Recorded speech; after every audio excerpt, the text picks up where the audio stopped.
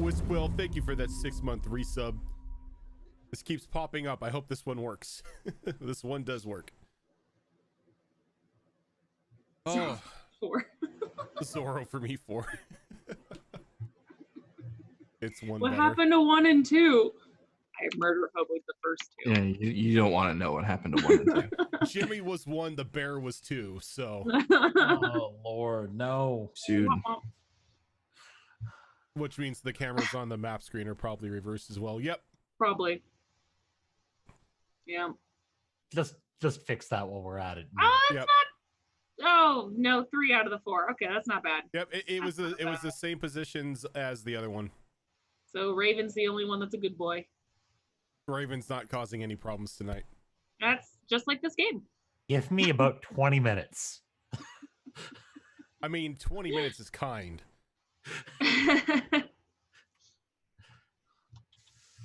So, who remembers where we left off? I think this recap is going to have to be a group effort. Where did we start off last session? Does anybody started remember? off with me getting arrested.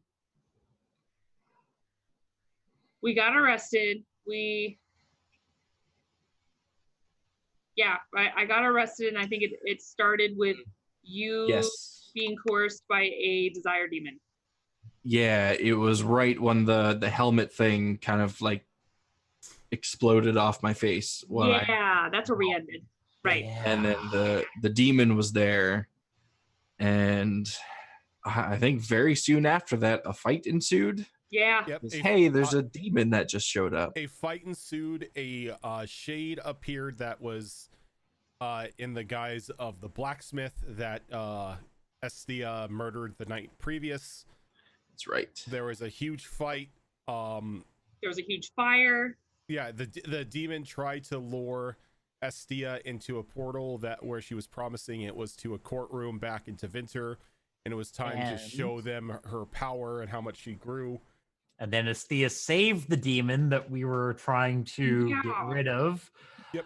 She was my friend, and you were hurting her. And then, as with one final screw you, she set the entire caravan on fire, while all of the members of the caravan lay dying at your feet from some sort of twisted corruption. Yep. Yeah. Like you do. Yep. I realized, which is really unfortunate for Esthea right now, that so I think it was Valentha that took Esthea's bag and her gauntlets, although Esthea doesn't know who has that stuff, and Esthea's jacket and all of her like makeup and stuff were still in her cart, which is now a pile of ash. So she literally just has like her pants and her chest covering and her dog. She has nothing else. Oh, it sucks to be you, huh? A little bit right now, yeah. I mean, if you use the ash, you can go for like that, the smoky goth look. Yeah, it's true. Oh, you could be You can be a scene kid. crap, what are they called? Oh my god. Oh my god, they're the nomadic race in this The Avars. the Avars, thank you. She's too short to be an Avar. The Avari are like huge. That's true. The sister clan though, they I can mean- be skinny people. My ego is huge. Does that count? I don't know. How do you feel? How do you feel about throwing goats at castles? Ah! Best scene in I Inquisition. mean, I don't care what anybody else As long says. as the goat thrower is on my side, I'm okay with it. It usually is. So afterwards, other things progressed. Ross and Magnus, I almost called you Merrick, that's the other dwarf. Magnus went back to the blacksmith's cart, waited for everything to die down, and investigated inside the forge, where they found a box. Ross was so convinced that this thing was cursed and trapped that whoever was going to touch it was going to turn into like this shriveled up beef jerky of a corpse as they had found they had found the apprentice of the blacksmith in the cart, given or taken away by the corruption as well.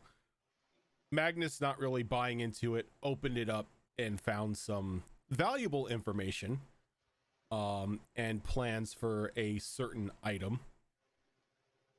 When they got back to where Esthea and Valentha were hiding, an argument ensued, and a large darkspawn, like a hulking darkspawn, appeared in the center of the group, and they had to fight it, already beaten and injured from the fight previous with the Shade and the Demon. Esthea not really being much of help because she didn't have her gauntlets. I believe Darnius almost died because he... Oh yeah, because he got sideswiped by a freaking Kunari. Yeah, the Kunari kind of broke one of his ribs, kind of like just like shoulder checked him off. He got a little hurt, and then I used the last of my mana to heal him. Yep. And so we're picking up probably about 5 minutes after the darkspawn is dispatched. Everyone looking a bit more cut up, dirty, bloody, soot covering the faces of some of you that were near the that were closer to the fire of the wagon train. As dawn begins to draw upon you all, as you see the sun begin to rise in the distance.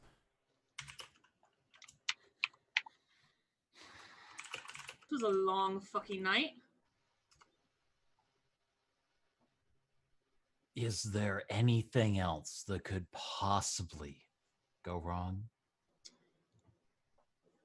I mean, Look at his probably.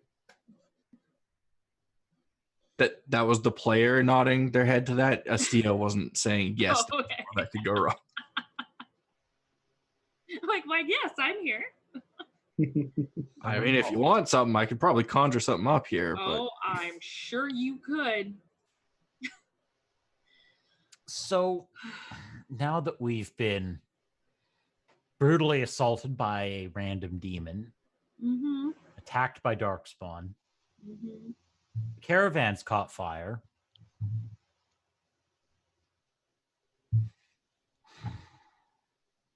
Well, I don't know about you, but I'm really tired, and because we've been up all night dealing with everything.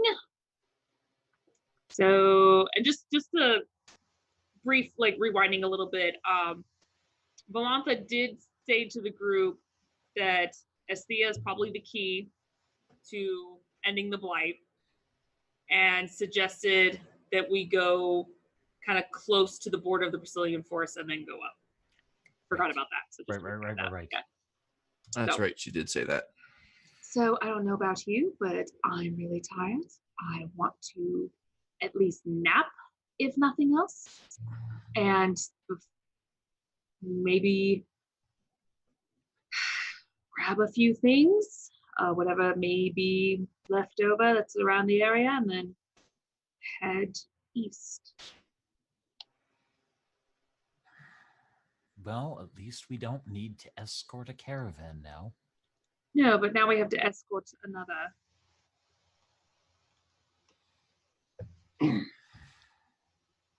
But I suppose that's the burden we all have to bear. Well, no offense, but I feel like I've watched her long enough. I would like to pass out now, if that's all right. I'll go ahead and take first watch. Okay, so you guys are gonna spend the day in the little hill ditch area that you were hiding out in. At least the morning, if nothing else. Okay. Yeah, and I am going to curl up with Darinius for warmth. Because I don't have a jacket anymore. Just out of curiosity, what time of year is it? Like, I know their months are different, so let's just go with the general months of It's about fall. fall. Okay. Yeah. So it's not too cold at night. It could be a little chilly at times, but not winter hasn't really set in just yet. Oh, aren't you lucky? Winter's nice in Ferelden.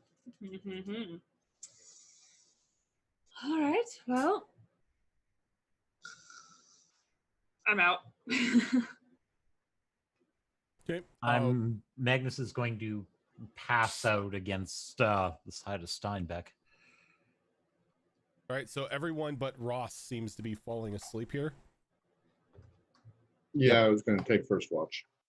Hello, person. We've met less than 24 hours. Will you look over us and guard us with your life, putting our own lives in your hands, complete stranger? I mean, it can't be any worse. That's I so would like to true. Everyone. That is so true.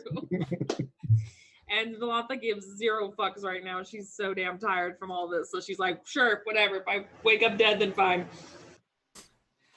All right. So Ross, can you roll me give me a d6? Do you want perception or just a d6? Just a d6. Alrighty. Hey, baby.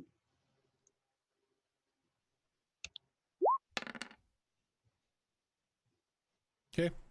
We don't know if that's good or bad, so. So No idea. as you're beginning to sit there a little higher up from the rest of the group so you can get a look down at the road near where the now smoking wagon train used to be, your eye catches like something glinting in the sunlight over near Estia. And when you look over, you could see her like roll a certain way, and a very intricate medallion is hanging off around her neck, showing like depicting that of a four-winged dragon breathing multiple spurts of fire.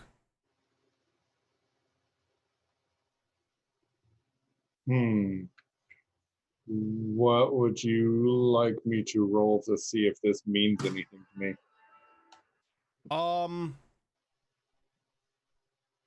Has Ross had a lot of experience with Tevinter people before?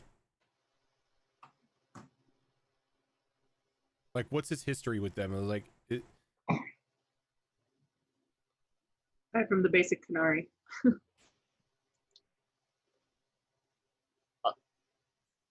Zoro, correct me if I'm wrong here. We discussed this slightly.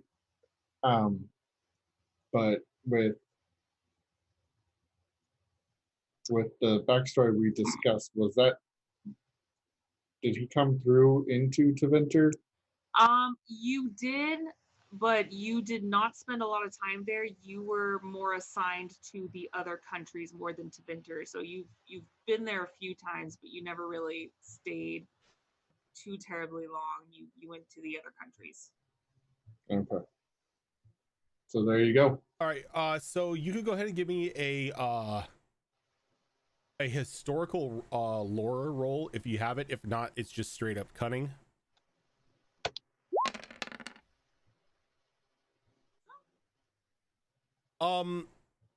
You don't know too much about it, though. You remember seeing the same depiction of a dragon on a standard that you pass through as you're going through the country of Tevinter, and it seemed to belong to that of some Tevinter cultists.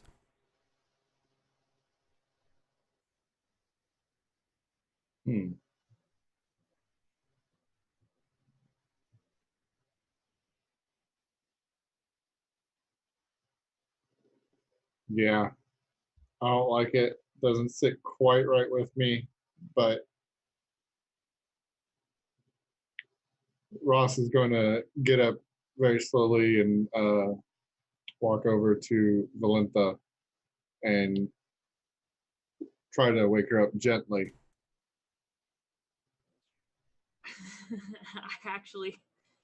I wake up suddenly and I have a knife kind of whipped out, just like defensive. It's like, what is it? our mage friend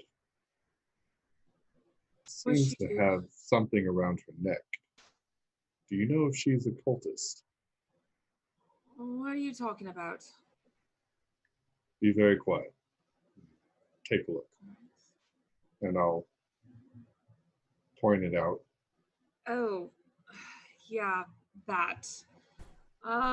We think that was the item maybe that triggered the blight. We're not sure. We found it in a necromancer's dungeon thing. We found it in Jimmy's grave. So I want to do more inspection on it when we get into town or something, because I don't know much. I don't know if it's a beacon of sorts, because I remember now that we actually talked about it the other day about why there's darkspawn maybe. So I don't know. We discussed maybe burying it. We're not sure, but just I wouldn't touch it right now. But yes, unfortunately, I'm aware of it. It's supposed to represent one of their old gods, I think, Mhm. which I believe is the archdemon, but I don't know much about it. I just know it's one of their old gods, Tevinter gods. Well, here's my question. Why is she permitted to have it? Oh no, trust me. It's, to be honest, at the time we didn't really care because we didn't know it had magical purposes. We didn't know, but at the same time, we have a theory that it somehow triggered this whole mess, and until we know more about it, might as well let her have it because she's just wearing it. Nothing else is really coming of it. So until she goes crazy from that too, it's right now not really bothering anybody. How is the amulet secured to around her neck? It's just around a thin chain, like a thin metal chain. It looks to be more ceremonial than decorative.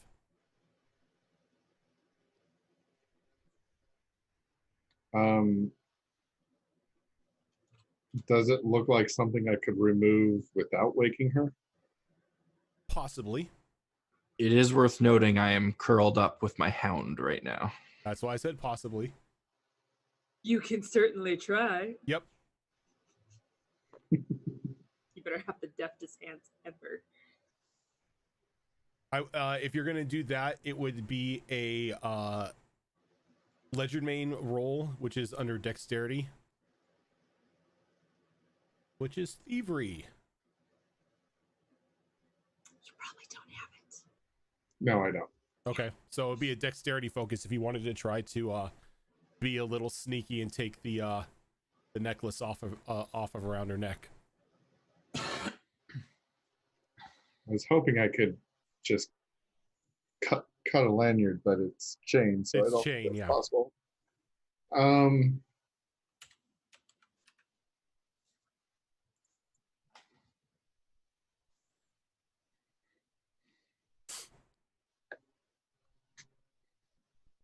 Quick question: how much time has passed at this point since we all kind of laid down for the rest? This is taking place like the first hour or two. Okay, so I will. You woke me up? I will have regained some mana at this point, so I am going to roll for that. This is like at home. Let me sleep. No, I have full mana again. Oh, snap. I think given Valenta's prior knowledge to its existence, and yeah, I'll leave it. All I right. don't like it, but I'll leave it. And with that, I roll right back over and I fall asleep. And I tuck the knife back in again. Nah. Yeah, I'll go back to watch. All right. Are you gonna remain on watch after this, or are you just gonna crash?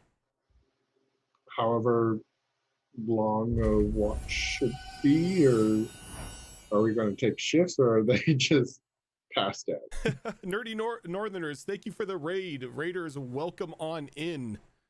How was your raid? Or how was your raid? How was your stream? What were you guys doing? Get some love in the chat for our wonderful raiders. Normally, Jesus, I'm trying to like spam hearts, but for some reason, like it keeps wanting to scroll up on me. So now there's an explosion in the hearts. The emote menu thingy, it moves it now, scrolls right? up as when people are posting. So Yeah, I don't know how that happened, but it's annoying. Weird. Saronic, thank you for the follow. I do like how you snuck in an explosion in the hearts, though. Yeah, one of the hearts blew up. It was so excited. So yeah, normally watches are like 1 to 2 hours. So if you want, if you want to try to wake somebody up, I'll do watch for 2 hours and switch off. Yep. Yeah, and so basically, what you just experienced right there, Wicked Ways, thank you for the follow. What you experienced just there with like the amulet and everything like that, as I hit my microphone, is the instance of what happened during your 2-hour watch. So nothing really huge happened. You noticed the medallion, you had a conversation, and you went back to your watch, and everything played out boring, a little boring compared to what you guys have been experiencing the past couple days. I'm okay with quiet every once in a while. What's that?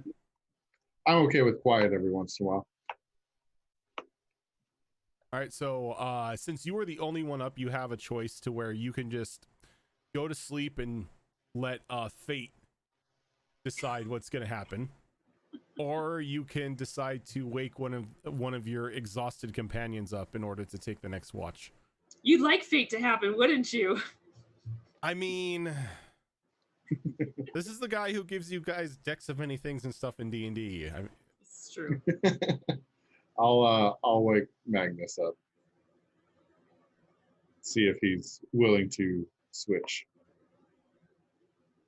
Oh, why? Is it night already? Well, it's been a couple hours. Only a couple hours. Fine. Fine.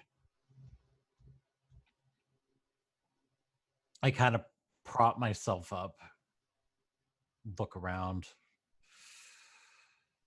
Fine. Okay. And just wander sort of up to the edge of the ridge where Ross would have been. Alrighty. And kind of half recline against Steinbeck when I get up there. Okay. So I just need a D6 from you.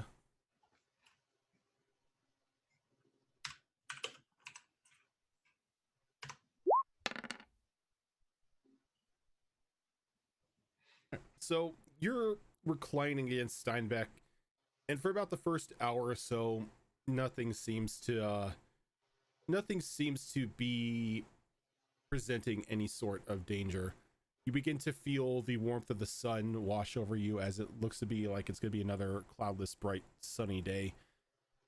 And due to the comfort of the sun and how you're sitting, you begin to doze off when you begin to hear whispers coming from the wagon train a bit of a ways away from you.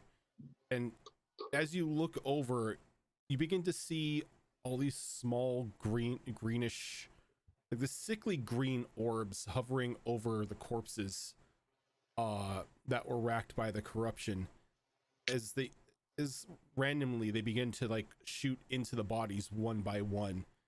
And after a few moments, the bodies that have had these orbs enter them, they begin to slowly rise up. Nope. No. Okay, I'm going to tap Steinbeck, point him towards Asthea, and go and wake Valentha and sort of kick Ross in the foot on the way by. So you're telling Steinbeck to wake up Asthea? Yes. All right, so Steinbeck walks over and just begins to like lick Esty in the face, just like slobbering all over her.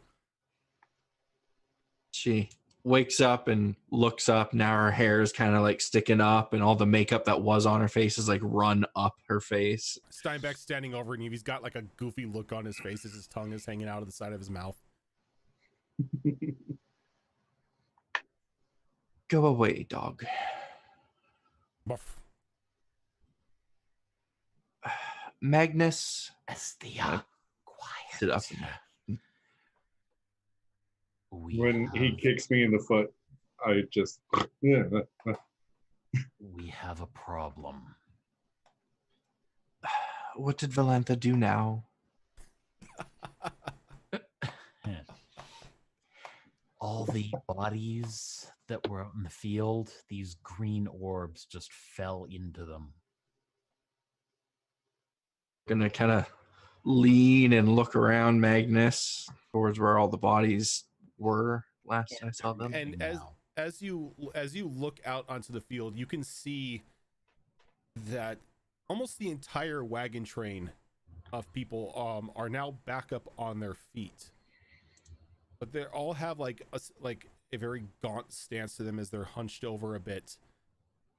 But you see walking out from behind one of the wagons is this rather tall hooded figure carrying this gnarled staff made of what you could only assume to be bone. Can I do an arcane lore check here? You certainly can. Okay.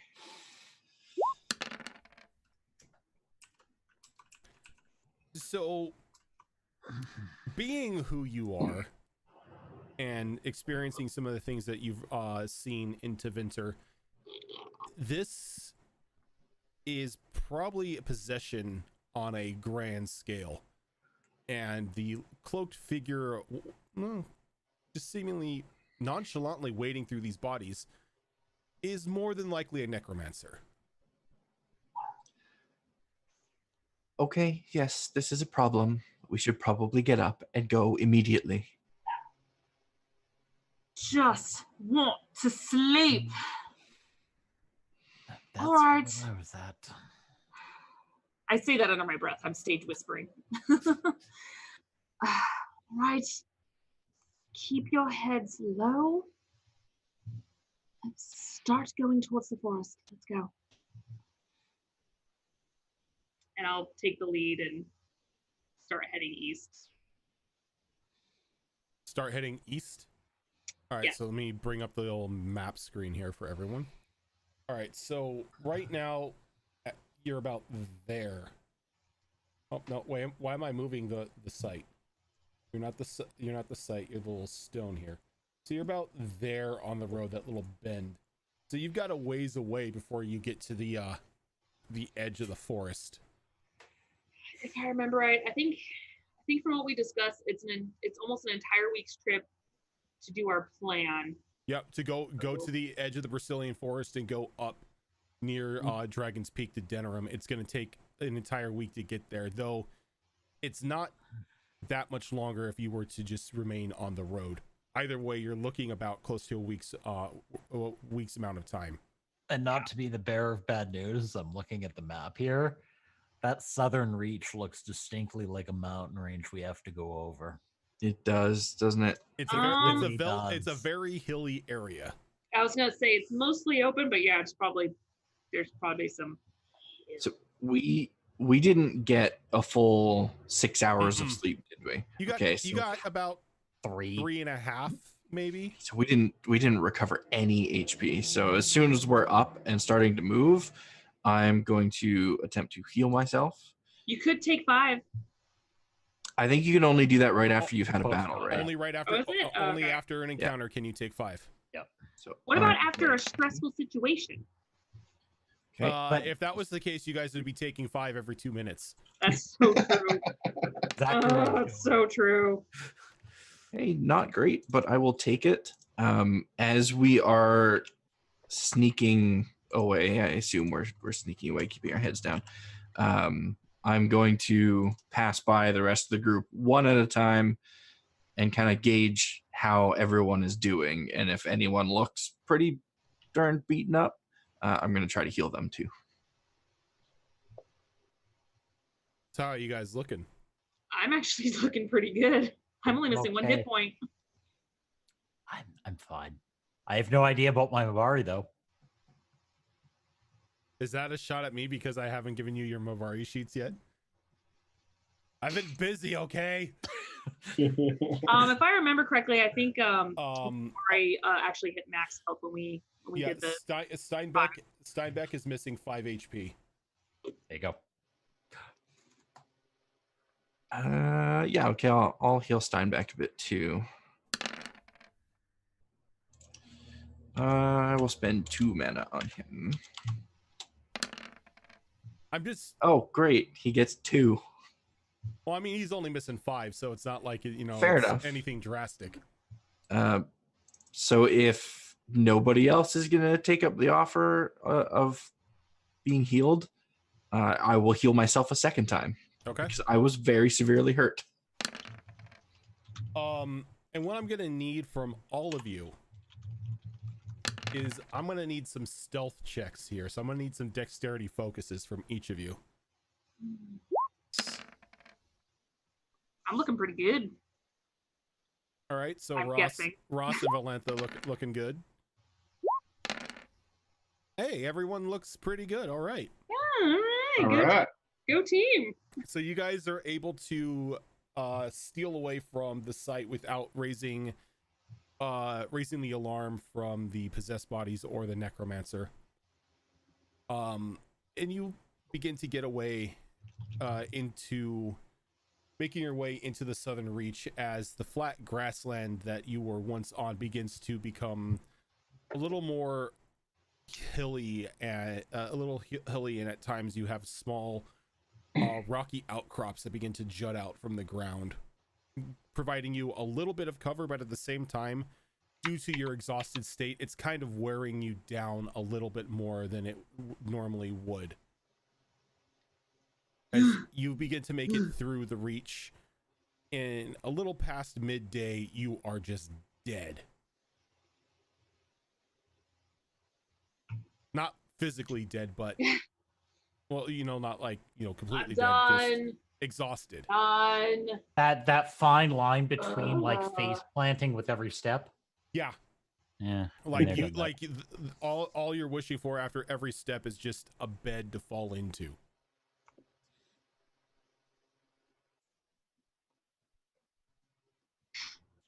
Fine. I'll stay up if you all want to take a nap.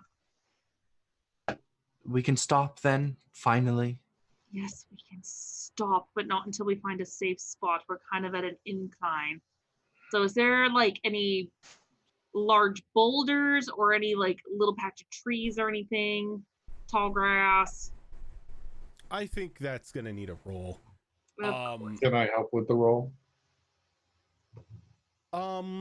You can. That will give a plus one to her roll. I think that's going to be a searching roll. So perception focus if you don't have it. Oh, We'll I have it. Add 1 to that as well. Cool. Okay, so you begin to search a little bit, and after 15 minutes, you find a small indentation in the ground in this like a small naturally formed not really cave, but I guess hole in the ground. Okay. Like it's not deep enough to be considered a cave, but at the same time, it could probably house a family of wolves. Okay. I'm just gonna go in there a little bit, just kind of inspect it, just make sure that we're not invading anyone else's home, so to speak. There's nothing in there at the moment, though. You can see a couple discarded bones that have been covered over by the wet, not the wet, but the moist dirt on the ground. You can smell a little bit of mildew inside of here. Kind of maybe giving you a feeling that if you were to dig a little bit in there, you may find a source of water. Okay. I'll go back out. All right. found a spot. I'll pile in. And Pile in there. after I tell everyone, let's come on in, seeing that little spot that you just mentioned, I'm just gonna start taking my hands and just kind of digging a little bit. Okay. And let's see, can I make you roll for anything on this?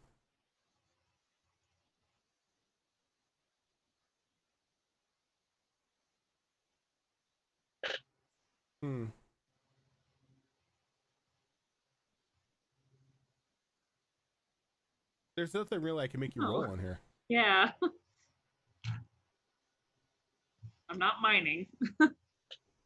You're not mining. It's not cartography. The only thing I could think of would be like some sort of survival roll. Which is cunning?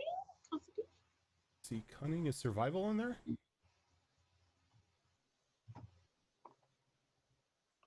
You know, we'll just do cunning. Do natural lore. Natural lore? Okay. Natural lore. All right, so you dig a little bit and you're able to uncover a small pocket that opens up to a small underground stream. Okay. I'm just gonna dig just deep enough so there's a fairly decent amount for now. Is it just like a stream that kind of pulls up once I dug deep enough? No, when you dig it, like you break open a like a side of the wall that it kind of like crumbles into kind of like a deeper area, and there's like an underground stream in there. Oh, screw what I said. I'm walking in. All right, and you climb through the little hole that you dug, and as you look around, there's this large tunnel that seems to go either way, left or right of you, and in the center there's a little healthy natural spring. Not natural spring, but natural river running through there. Because of paranoia, I'm just going to make sure that I don't see anything creepy crawling around / red lyrium. Okay. You can give me a seeing, a perception. All right, as you're looking around, you really don't see any signs of red lyrium or lyrium in general, though you do notice up on the higher parts of the ceiling inside the tunnel you do see formations of spiders' webs. Okay. Before I go back to the group, I just want to test the water real quick just to make sure it's clean and good. Yeah, it's fresh water. Okay. So I'm going to kind of peek my head back to the group. All right. I'm saying this in a hushed tone because if I know anything about nature, things reverberate. So I found a stream in here with fresh water and a little bit of a hidey hole. However, we may be near the company of spiders, so either we take a rest out here while keeping a watch on this area, or we pile inside, do the same thing. I'm good either or. I'll even volunteer to be first watch. But I'm fucking thirsty and I'm going to get some water, so you guys decide. I'll go inside and I'll start filling up my water skin. Not to impose, but do you have any way to create some light? Sort of. I can create a very dim light. It's not really going to do much to light the surroundings, but it's something. That might be good. I will. Where is the spell? There is the spell. Bring up my little wisp that starts to kind of float around my head, gives off a very faint light.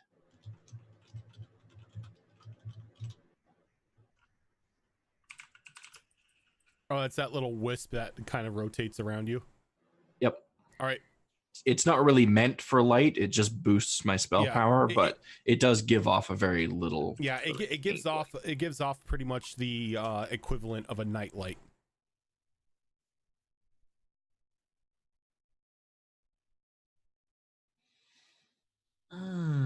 filling up my water. It's substantially better than walking in here blind. Yes, and if there's water in there, I would quite like to wash this dog drool off my face. I motion to Asthea and just kind of push her hair down a little bit. I'm going in. You're going in the river. I'm going. I assume that Valentha is in there and filling up her water skin and stuff. So I'm going to go in. I am, and I probably maybe heard you say about the light. So just out of curiosity, when I was, well, technically I was searching for danger, so it makes sense if I have to make another roll. But since we're in kind of a little mini portion of a cave per se, is there deep mushrooms anywhere? Yeah. And for reference, deep mushrooms give off a faint bluish glow. Yeah, you notice them like scattered out about on the opposite side of the river bank. Okay. Like up against the walls. You can like every now and then probably spread out like 10-15 feet apart from one another. You see a couple clusters of the mushrooms. Okay. So I'll just kind of lean over to Magnus, be like, well, we've got a little bit of light in here to help as well, but I think Esthea's dim light is probably perfect. We don't want to attract too much attention over here. So if we can keep that light as dim as possible and kind of blend in over here, we might be okay. We've got a little extra light if all fails. Important question. How deep is that water? Oh, yeah. Well, Esthea, did you go into the water? Well, I went in there and I went down beside Valentha, trying to keep the group fairly tight, I assume. And I didn't go in the water, but I'm like hunched over the water, washing my face off with it, and letting Duranius get a drink out of the stream, all that good stuff. Okay, so you nobody really knows how deep it is. I grab a loose rock. Since nobody's answered me, just grab like a loose rock and just toss it in. Just into the water? Into what looks to be the deepest part. Okay, and you throw the rock in, and it lands in with a thud, and then it just begins to sink down. Magnus, we're not supposed to attract attention, and you threw a rock. Did I see the rock hit anything in the bottom? Or did it just keep going? Just kept going. Oh, wonderful. Were you looking to go in for a swim? No, I'm praying there's nothing living in the water. Oh, well, now I'm thinking it. Thank you. I was just wanting to get a drink. Maybe wash my face a little bit. Unlike some, I don't need a bath every day. Bath would be nice. At that point, Esthea kind of pulls her face from the water and finishes cleaning it off. And all the makeup, the red markings and everything that she has had on her since we all met are now all washed off and gone and clean. Oh, those weren't tattoos? No, they weren't tattoos. Oh, it was okay. makeup that she was applying every day. Oh, But her makeup was in the cart that burnt down. So, but without it, her face actually looks a lot softer, a lot more gentle than it did previously with those jagged red marks on it. And if you didn't know she was such a terrible person, you might think she was a nice person just from seeing that. I'm not falling for that again. Magnus is somewhere between eyeballing the water and trying to watch the entrance. You're so into watching everything. Do you want to take first watch? Honestly, guys, I think we might be better off not in the cave. And I want to point out that anyone who goes to take a watch is probably going to have to roll versus just passing out due to the amount of exhaustion you're all feeling. That's fair, yeah. I'm getting a sensation from you, Magnus, that you might feel, well, maybe all of us at this point, might feel safer just outside in the smaller portion and then just come inside if need be for water. I mean, I'm pretty sure Magnus has heard the horror stories of things that live in the water underground. This is a cuttlefish. Yeah, that would be a nice option. Cuttlefish. No, just permanently paranoid. Yeah, well, aren't we all this past week? Yeah, decade. Like, I mean, I'm with Magnus. Screw the water. I Those, got what I those wanted. I washed mushrooms- my face and I got my water skin good. I'm good. I don't need this water anymore. A full bath would be real nice, though. Those mushrooms that you mentioned. Is there any that are kind of within reach of us, or would I have You to? said they're on the other side. They're on the other side. Yep. Hmm. So Is it jumpable though? Probably not, huh? Nope. Okay. I mean, unless you can clear like a 20-foot gap. No. Well, you give me a head start. That's unfortunate. Okay, I will. I could try disregard tossing the mushrooms. Nope, I'm not risking landing in that Don't water. tell the elf.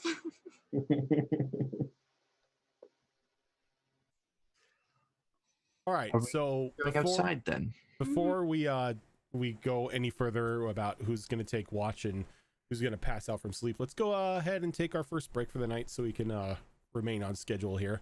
Oh yeah, I didn't even know what time it was. Yep, it's 8:34. So we're about an hour into this. We've got another 3 hours to go, guys. And depending on how they play this out, maybe they'll get some sleep, or maybe they'll just get eaten. I mean, either or. Either or, it'll be a good day. But stick with us, guys, and we will be back in about 5 minutes.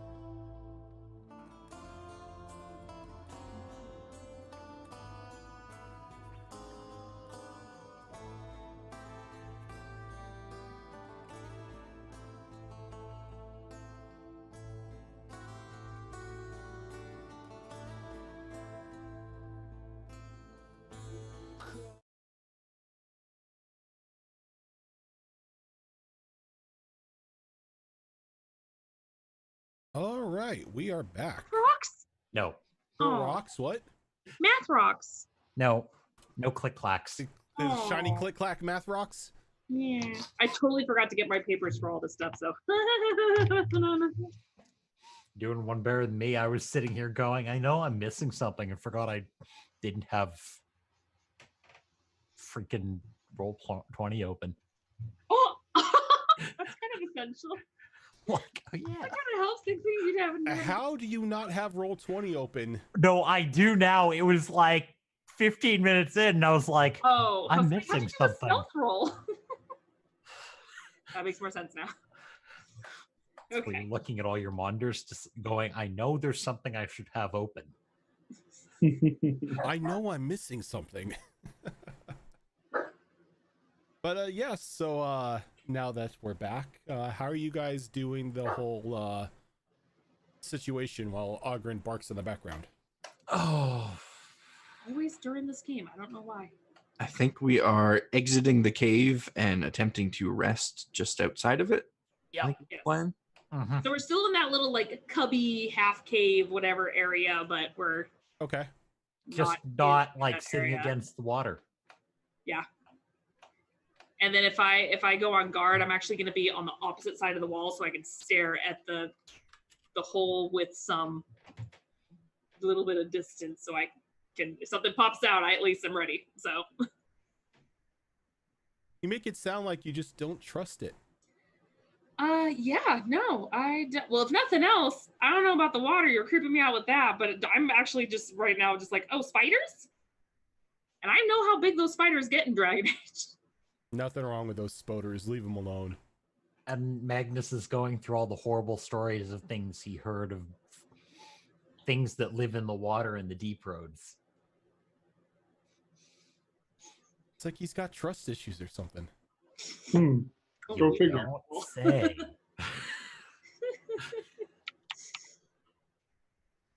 I mean, I can understand it.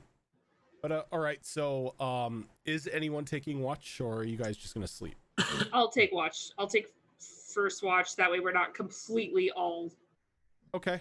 asleep. So what I'm going to need from you first is I'm gonna need a D6. Oh, that's right.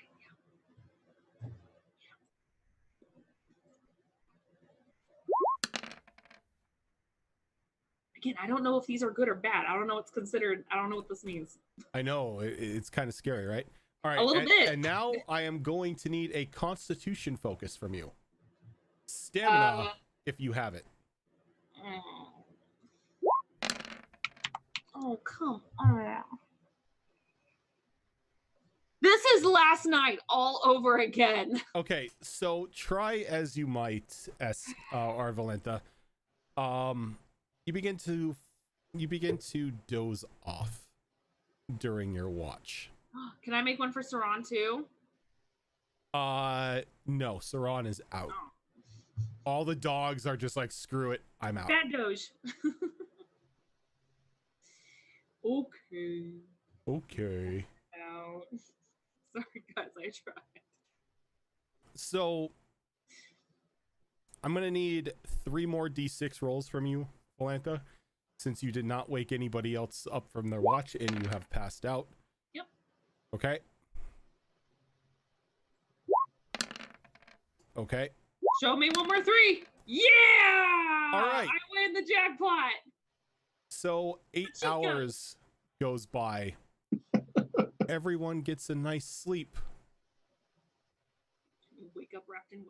and nothing happens. Oh, thank Oh, God. thank God. Everyone wins.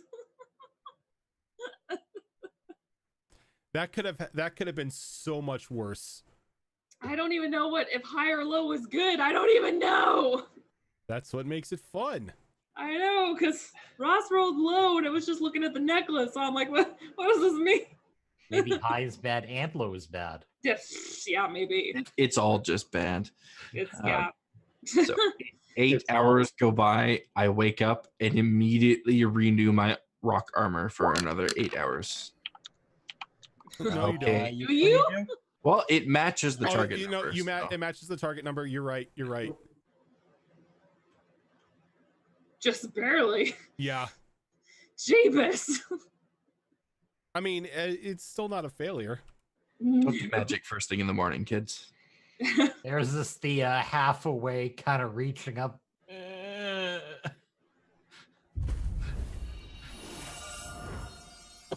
Nah. Balls is bored. Thank you for that, host. So everyone is able to wake up in the morning. Estia or I should say at night. Estia very groggily puts on her rock armor. As you begin to look around, you can see the glow from the moon shining down on the outside entrance of the cave. Everyone is refreshed but a little hungry, as you haven't really eaten anything since the encounter with the demon. So it's been almost 24 hours since that's happened. Going on it. I yawn, I stretch, reach into my bag for my rat. Oh wait, I don't have my bag. I pull out the elk meat. Here you go. Is it cooked? No, it is dried out and salted. Oh, okay, so it's elk jerky. It's elk jerky. Okay. Yep. But it's like that entire elk we got from before. So I'm like, all right, this is good for a little while. I will take some elk meat and I will share it with Dorinius. All right, and Dorinius very happily just begins to tear into it. You know, he may be a prim and proper dog at times, but at the end of the day, he's still a dog. I've never seen a dog deny it. Or I've never seen a dog deny food, I should say.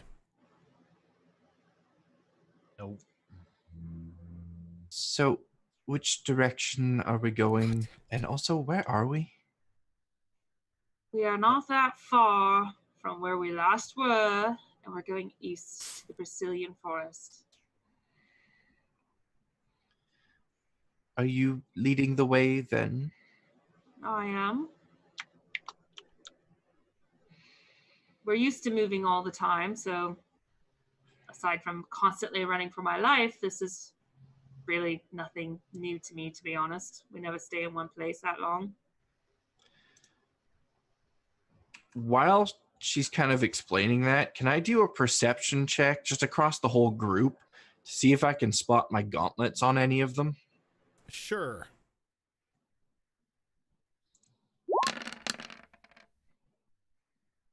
Yeah. Nope. I just look very disappointed.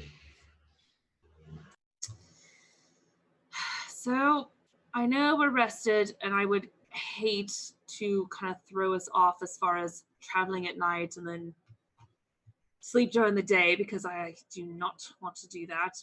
But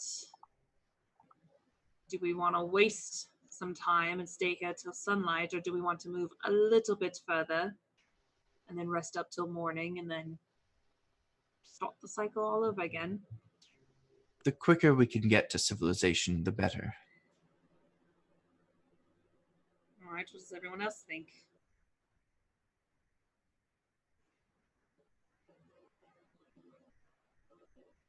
I mean, I'm indifferent either way, as long as the Darkspawn and the Necromancer and whatever else is trying to chase us down and kill us doesn't catch us. That's one of the reasons why I kind of wanted to move, cover a little bit more ground. It would be nice to have maybe a militia to help with all these things popping up around us all the time. Well, if you know one, then, please send them our way.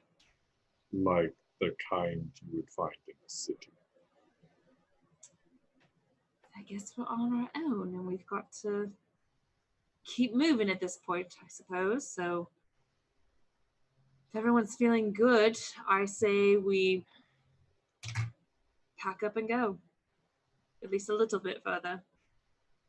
I have one question before we go. Mm-hmm.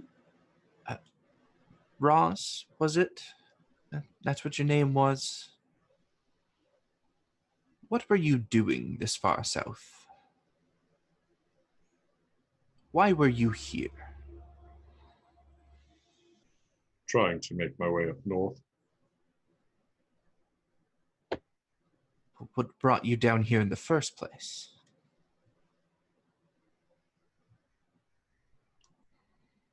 Well, you may not know much about our culture, but there are those of us who are sent out to learn about yours. And that is one of my duties. Well, I'm certainly not from down here. So if you're seeking out my culture, I'm afraid you're in the wrong place. I just meant yours in general, other than Canary culture.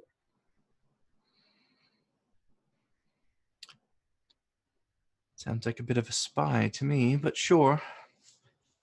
I'm not hiding what I'm doing. We don't have to hide yourself to be a spy.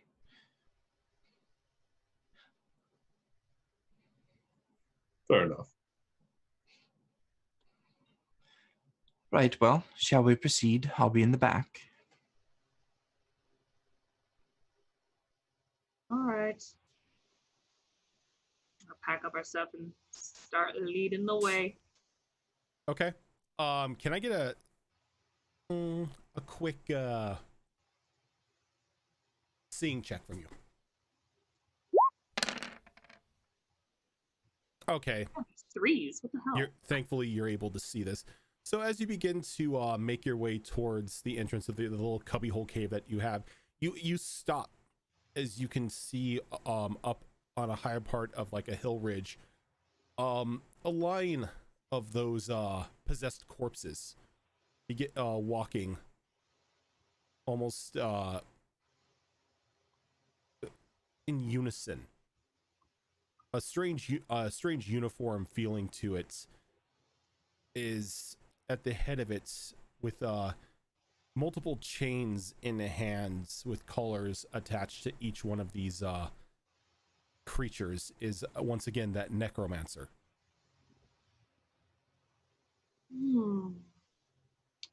I'm gonna kind of motion everyone to get down. And does it look like they're walking towards us or in a different direction? They're walking adjacent to you. They're not really walking towards you, but they're not really walking away from you. Can I tell which direction they're heading as far as north, south? They're heading east towards the forest. Oh. Okay. No. Nothing new. We have another problem. We may need to go northeast. Change our trajectory a little bit. That undead army is kind of going the same course as we are. Are the roads in Ferelden always this treacherous? I don't go on the roads too often. I usually go in the forest. So I highly suggest we go a little bit northeast. Perhaps stay on the same plan as before, but moving a little bit away from them. So I say we move it before they catch up to us. And keep your heads down. Seems the peril likes to follow you, Cerebos. Yeah, we're very unlucky. Actually never had this much bad luck until now, but then again, I've also Never had this much bad luck until I came to Ferelden. Oh, our country is so terrible. Let's go. You said it, not me. I don't think she gets sarcasm. It's all right. I'll start heading out, hoping everyone follows behind. I'm following. Okay. Give me 1 second here.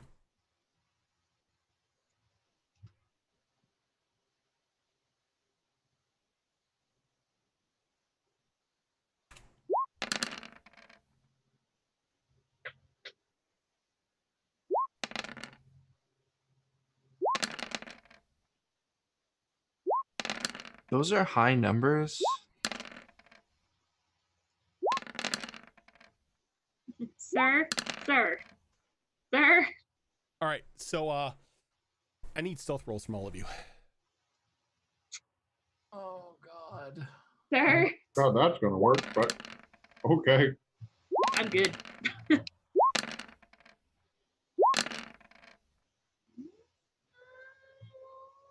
Maybe not the mage. It only takes Plus one. 0. It only takes Right. one.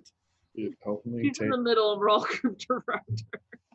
All right, so as you begin to sneak away, there is a cry of agony coming from above you. And Estia, as you look up, you see that one of the undead have noticed you and have begun to like cry out and point down towards you. As you could and as this happens, you can hear just in unison the unclanging of the collars, or the unclasping of the collars on their necks as they fall off, and then there's just a loud whistle given as they all begin to descend upon you, like charging down the hill towards you and the group. Problem. We have a problem. Big problem. Oh hell. Balls. Run Run. now, quickly. I'm running in the opposite direction from those guys. Those guys being The zombie people. okay. I didn't know if you meant those guys being your group. I'm leaving the group behind. They're probably slower than me, says the person. Oh yeah, no, I'm totally slower than you. You're adorable. My dog's faster than you. I think everybody is faster than me. I have a speed of 10. I don't know what's the dwarf at. He's not fast. 9. Hey, I won't be the first one eaten. So you are all going to begin to run. This is going to be fun.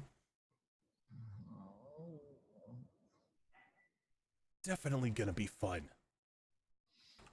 So Uh-oh. what I'm going to need from all of you, because you are all running, we're going to need Constitution focuses, and if you have running, you can use that. Oh, we lost people. Yep. We lost 2 of them. Oh, thunderstorm. That Dice almost Fiore, was- thank you for the raiders. Welcome on in. How was your stream? What were you playing? Can we get some love in the chat for our wonderful raiders as we wait for Zorro and Shadow Fox to come back, because I believe the thunderstorm is still going on and it knocked their power out again. No, it didn't. Something weird just happened. Did the undead attack? I think they did. I'm pretty sure. I mean, which is like impressive because we're on the 3rd floor. So, I mean, kudos. I mean, you can't trust the undead. Never. Well, you know, they pile up after a while and just create like a natural bridge for themselves. Yeah, I mean, I've seen oh God, what was it? AZ. Yeah, World Z. Yeah, World War Z. There it is. yeah, it is. Wonky Yeah, Wonk, we got thank you there. for the follow. Welcome on in. Whew. Where so is Fox redoing his stuff? Shadow Fox, I mean. Or is he in here? I can't see yet because I'm.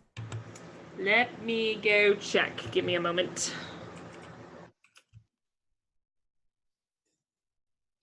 All right. In the meantime, con save or con roll, you said? Yes, a con check, a con roll. If you have running, you can do that. Because if not, you're gonna have a bad time. Could have been much worse. It could have been much worse. I'm surprised it wasn't much worse. There's your much worse. Dangerous over short distances. Oh my god.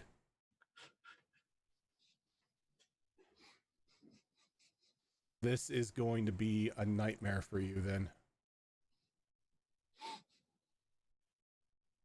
get the Canary to scoop you up as he goes by.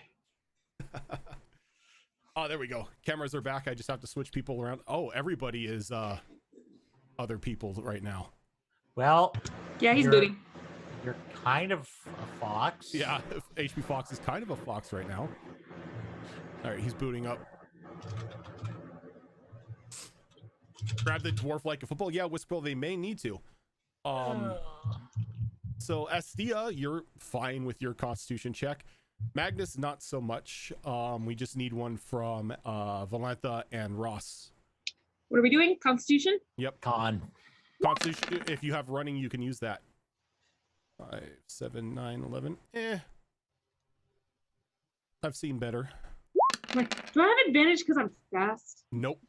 Ross, 6, 8, 10, 12.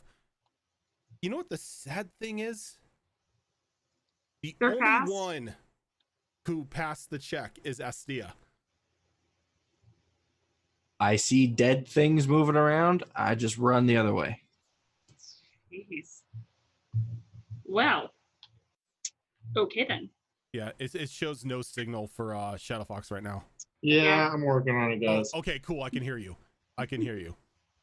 Just hit it with something. It'll be fine. That's what I was worried about, was I was not going to be able to hear you. So My camera's not turning on, so I need to fix that. So I'm gonna move you guys over. Don't you have a fireball or something? Map wise, you're not in You the know, I haven't bathhouse. seen Astia cast anything offensive outside of arcane lances and living bomb. That's Well, pretty I- much it. I mean, The only offensive spell that I have right now is Walking Bomb. That's it. Oh jeez. I'm like, I don't think We're only I've- level 2. I don't have very many spells yet. Yeah, I'm thinking. I'm like, I've never seen Astia cast anything like big and boomy. Well, mean- we've got to be getting close to 3s, and by then I'd suggest more fireball. I was gonna say she is a low level mage, so she doesn't really have anything big and boomy at the moment. Aha! Victory. Yay, I'm back. Okay. Now you can all see my very pretty face. Wait, what?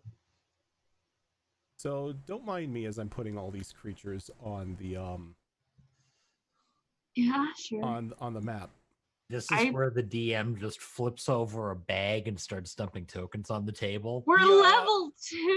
Oh my Yeah. god. You're level 2 and you're slow as all fuck. I blame Asthea for this one. We were all stealthy except her.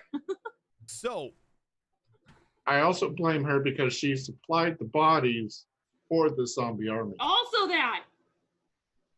I mean, I didn't she technically Directly she kill didn't the. directly, get involved with it. But yeah, I could see where you're coming from on that. So, you all begin to run as Estia calls it out. She begins to book it past everyone, running in at a frantic pace. At times, almost passing up Darnius as he's like in his full sprint.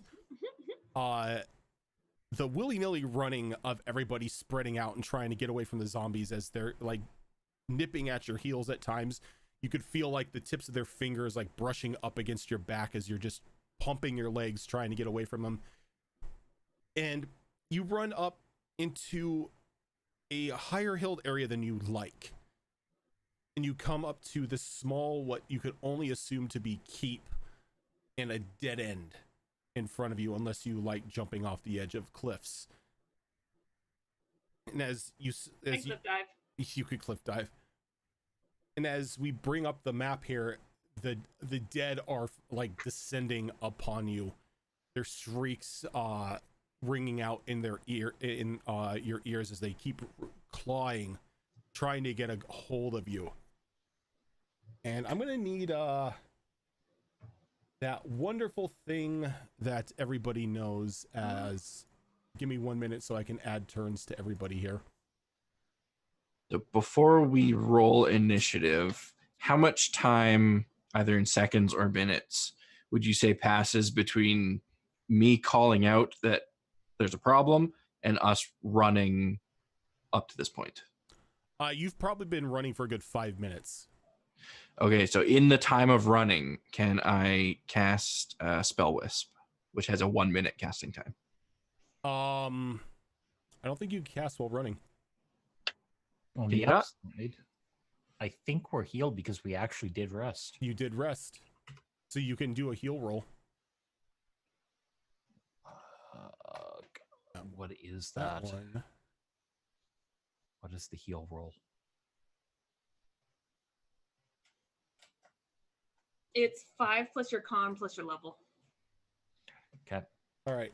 I clicked add turn on everybody on the initiative tracker, so you're able to add your own initiatives when you roll it. That way I'm not keeping track of everyone, because I've got a bunch of dead things I've got to keep track of. Oh, no. I just And want to initiative say, is just a dex roll, right? Is your dexterity. I just want to say I was doubting the purchase of a wingsuit at the beginning of this campaign. But A wingsuit, huh? yeah.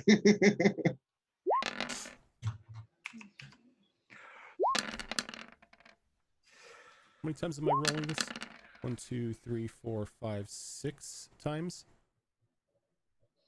Oh, God. 2, 3, 4, 5, 6. So what we got? 15.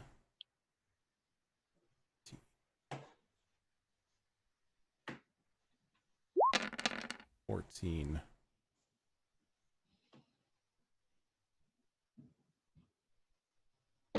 15.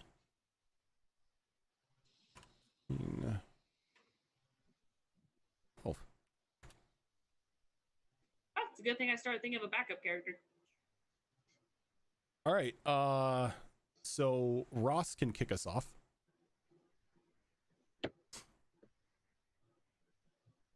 Do, do.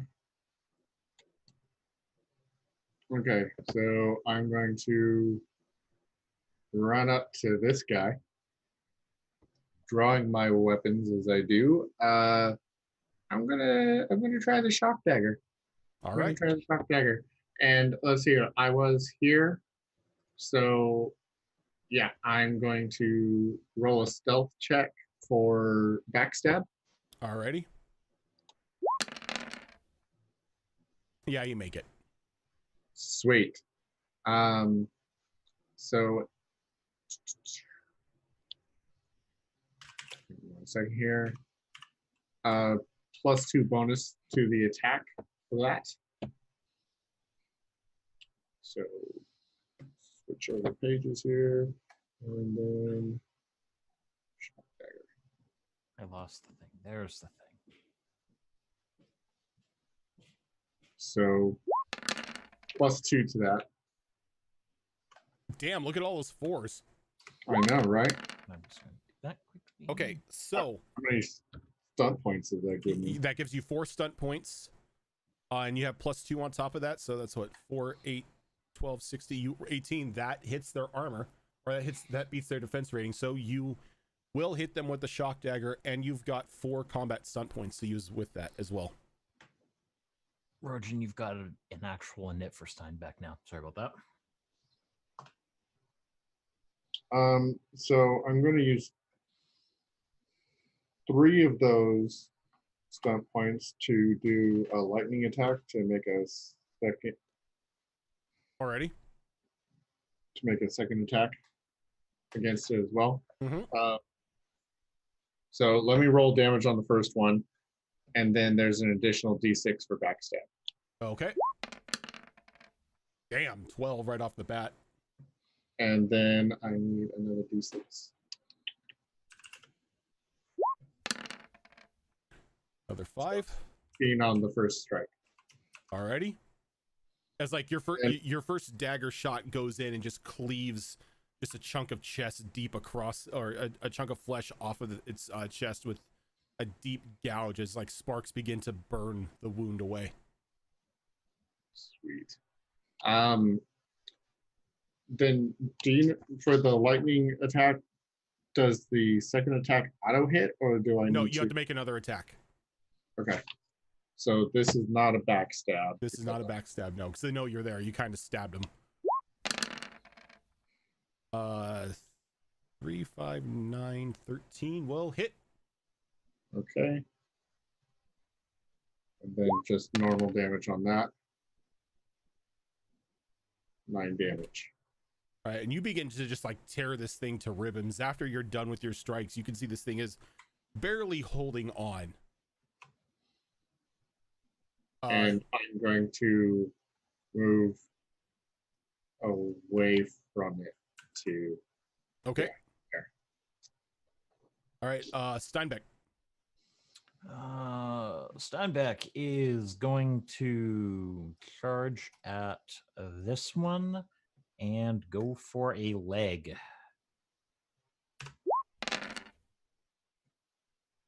This one right here. Yep. 15 will strike. Okay.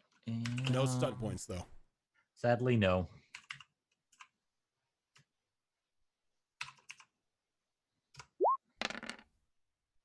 Buddy will take 7. As Steinbeck, as he is known to do, just jumps in, grabs a hold of the calf muscle of the corpse, and just begins to violently shake his head. All right, so now we got the dead here. It's gonna shamble over on next to Magnus, and it's gonna try to make a claw attack against him. Oh, yay. Not plus 54. Please no. Does a 14 beat your defense rating? Does a 14 beat my... Yes. Okay. No stunt points.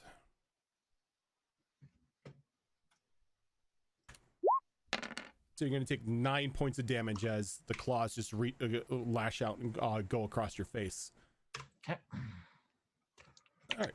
The bigger gentleman here is going to come down, rage burning in his eyes as he goes to lunge towards Ross with his claws.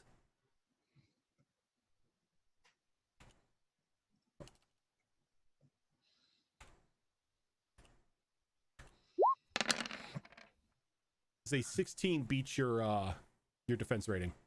It does. It does. All right, you're going to take 8 points of damage. Let's see. Now I reduce that by my armor. By your armor rating, yes. Yeah. So you reduce it by the armor rating, you take the total afterwards. Got it. And if you really don't want to do math, you can always click on your token and minus the number. Already done. All right. You got another one coming down here to say hi to Ross. Is a 12 beat your armor rating? Or your defense rating, I should say. Nope. Okay. And then we've got Dorinius. Dorinius is going to look up towards Estia for guidance. And she is going to quickly look around the area. And then she's going to point right over here. And then Dorinius is going to move over there. Dorinius take place in combat? Nah. He's too prim and proper for that. We have a plan, don't worry. All right. The next corpse is going to shamble on over to Valantha. Try to introduce her to some claws here. Ooh, and with 6 stunt points too. I just beat it. So let me see here. What has it got?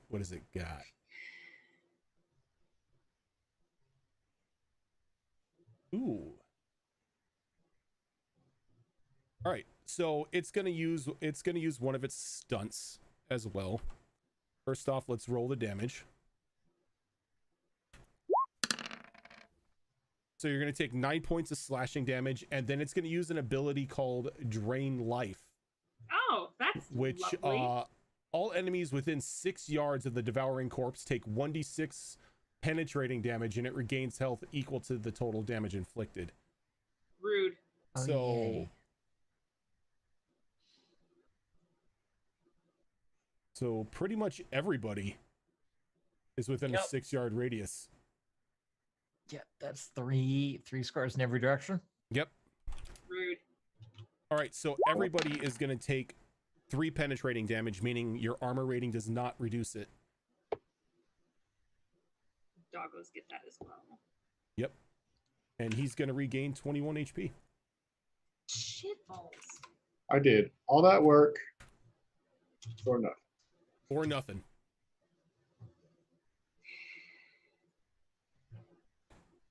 And then with his final one, he's gonna put Estia right there. Oh, not Estia, but Valantha. He's gonna move her on over. Whoa, we ain't dancing. All right, the gentleman up top here next to Steinbeck, all he can do right now, since he has a dog on his ankle, is swing down at the dog. Does a 12 hit? Nope. Nope. All right, Magnus. Alrighty. That one right there. Going to aim carefully and see if we can just remove its head. Is this the one next to you or the one next to Steinbeck? Next to me. Okay. That is not going to hit. Nope. Not in the slightest. All right, this final one is going to come on over here and say hi to Valantha. Give her a high five. 12? No. 12 doesn't hit? All right. Valantha, you begin to notice that you're kind of being pulled in here. Yeah. I don't like mosh pits. Yeah.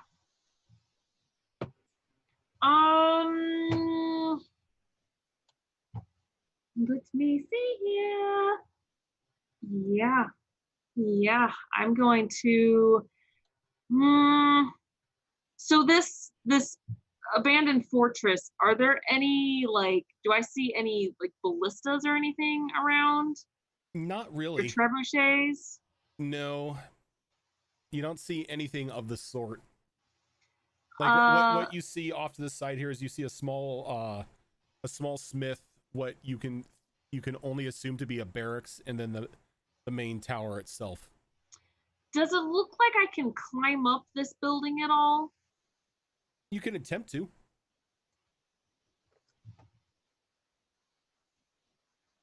Yeah, I will. Okay. Let's do that. That is going to be a, I believe, dexterity.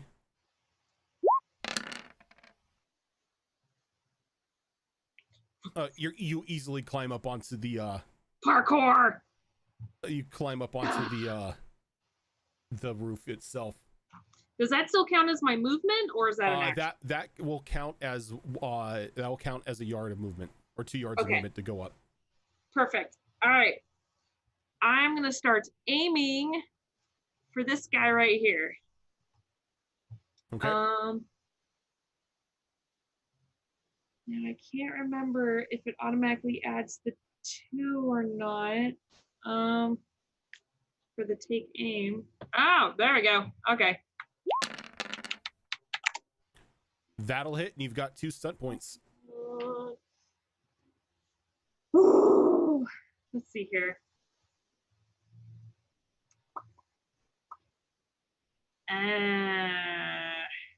That won't work.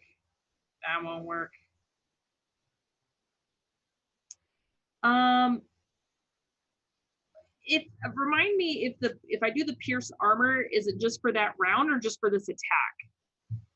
If I do the pierce armor, if you pierce that attack, yeah, it's just that attack. Okay. Okay, I'm just gonna do mighty blow then. Okay. And do oh well, I haven't done the damage yet. Hold on, let me do the regular damage.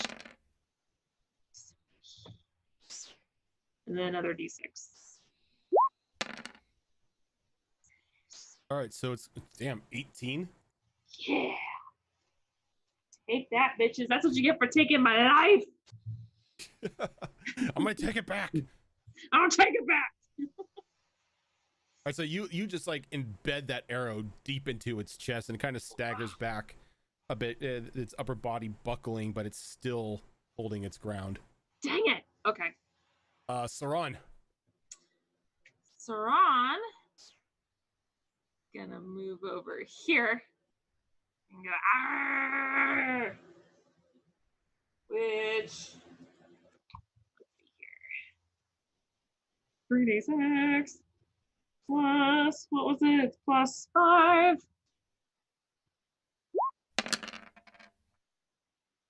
That'll hit.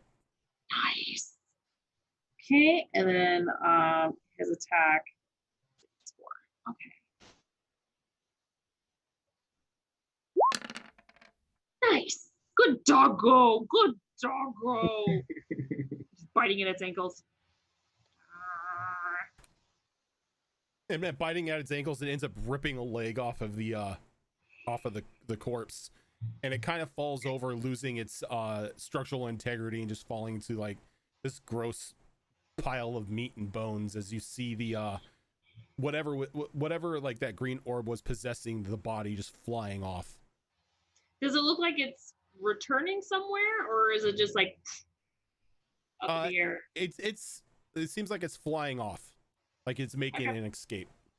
Okay. I'm going to make note of the direction it's going in. It's heading back towards the direction that you were running from. Okay, I figured. Okay. Astia. All right. Well, I have basically nothing offensive that I can do right now, so we're gonna have to think a little outside of the box on this. Yeah, because a certain someone still hasn't given you back your gauntlets. Right? So I'm not going... gonna lie, I actually was planning on giving them back, but then I went into panic mode of, oh shit, I'm being surrounded. Just That's fair. I think you and I had the same idea with the climbing, though. I'm gonna head over here, climb these steps next to Durinius. He is going to kind of stiffen himself as I step onto his back and use him basically as a step stool to try and get up onto this roof here. All right. I'm going to need a strength roll for climbing.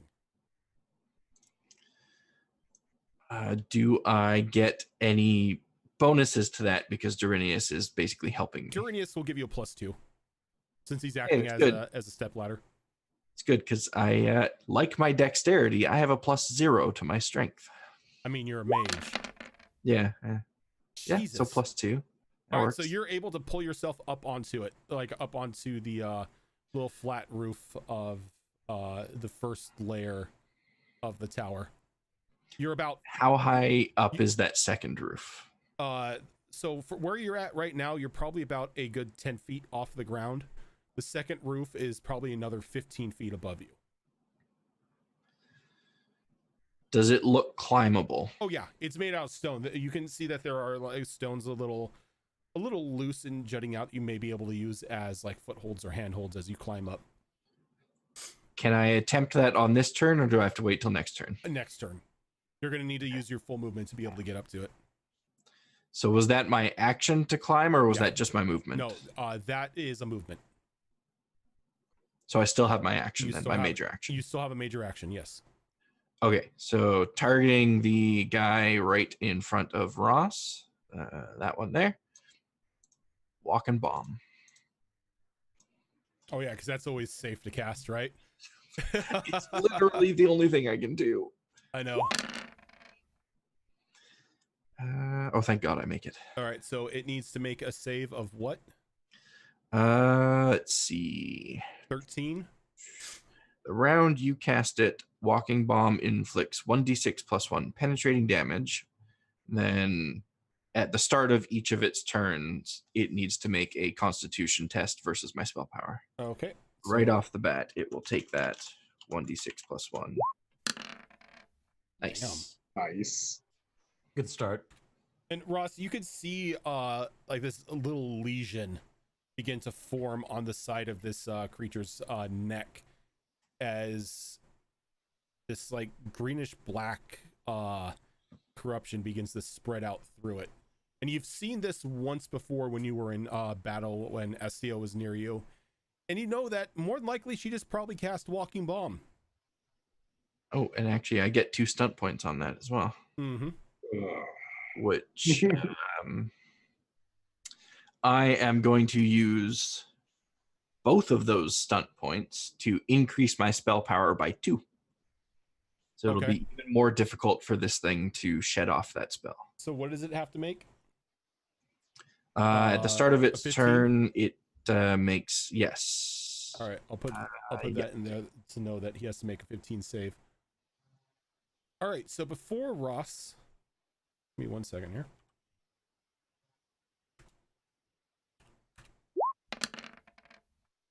All right. So, as you guys are facing down the horde, if they would please be placed on the map, I would greatly appreciate it.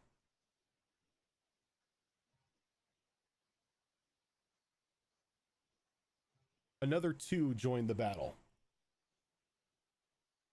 as they come running up, and everybody begins to hear the cries and the thundering footsteps of more of the horde making its way towards the I'm just gonna add this as 1 since they're gonna join at the end of it anyway. Making its way towards your little holding station at the moment. And before we get into this, let's go ahead and take our second break for the night before we get into the even more of the thick of things here, as everybody is being cornered by a pursuing horde of the undead. If this is your guys' first time here, welcome on in. If you like what you see, consider hitting that follow button. This isn't the only show that we do here. We currently have 4 shows a night every Monday, Tuesday, Wednesday, and Sunday. Monday is a Ravenloft campaign that Impious is DMing. Tuesday is a homebrew 5th edition D&D game that I DM, where Fox and Zora also participate in, which we use the core rule books and the Midgard books from Kobold Press. Wednesday is us here on Blood on the Grey, which is a Dragon Age game. And Sunday is our Dragon Heist campaign of Waste Tie and Waterdeep. So we're going to take a quick 5-minute break here so we can get up and stretch our legs and all that fun stuff. And when we get back, we will see if everybody survives or if we're going to have a fresh wipe and backup characters. So stick with us, guys, and we will be right back.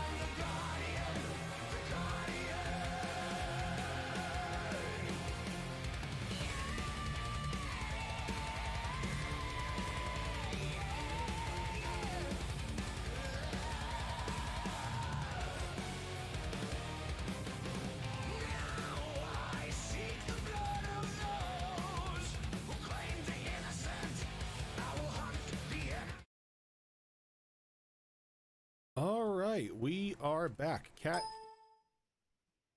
Oh, cat butt. Tail. did you need to step on my keyboard? Cat butt. She was. At least she hasn't attacked the foam windscreen on your mic. Oh no, she has. Okay. Like, I don't know if you could see it, but she's torn the absolute hell out of my chair. Mm-hmm. She Anytime- she lost her mind last night and just decided to climb everything in sight and tore the ever-loving hell out of the back of this chair. That's a kitten thing. Anytime you ask a cat, did you need to insert action here? And the Yeah, answer is always yes. But yeah, I cleared out a spot for her like high up in my closet because apparently she's a climber and she likes high spaces. We had a cat that did that a lot. But that's how she tells me she wants attention, is she starts stomping on my keyboard and muting me and opening up shortcuts in Roll20. But game wise, Ross, you are up. Oh, this isn't going well. Oh no, not at all.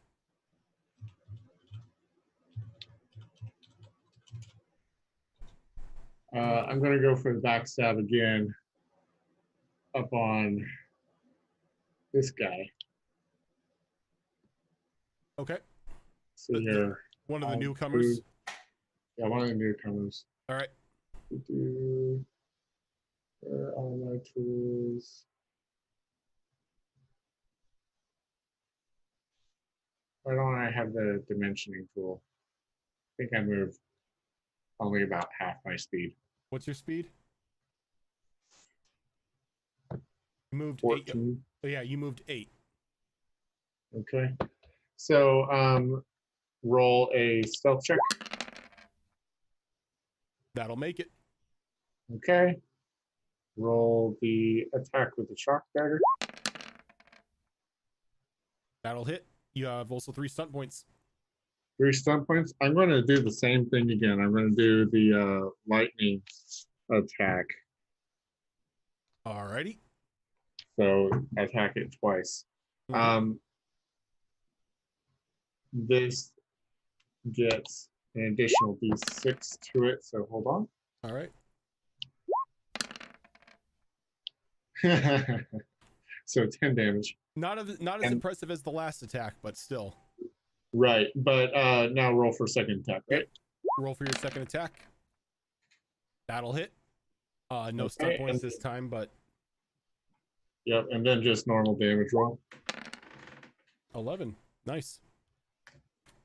And then I will move away, hopefully, to a slightly safer position. Alrighty. Steinbeck. Steinbeck is not done with the one he's holding on to. All right. What's he doing? He is going to try to firmly remove that leg.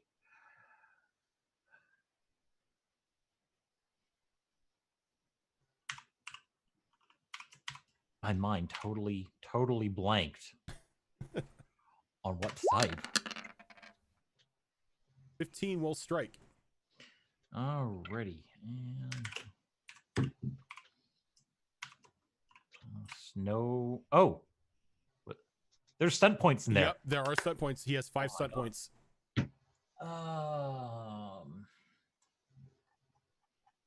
What can we do with 5 stunt points? We can A do lot. lethal blow. So he is going to get 3d6 plus 4. Jesus. Puppy wants a leg. 10. All right, so he begins to tear even more at the leg, and you could see the tendons and the skin beginning to pull and rip and separate from the leg itself, but it's still holding on.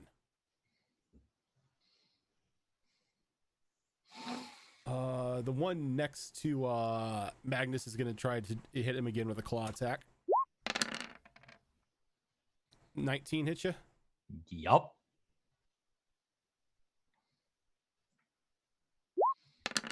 All right, you're gonna take another 10 points of damage from the claw, but there is no stunt points. Luckily Okay. for you. So that.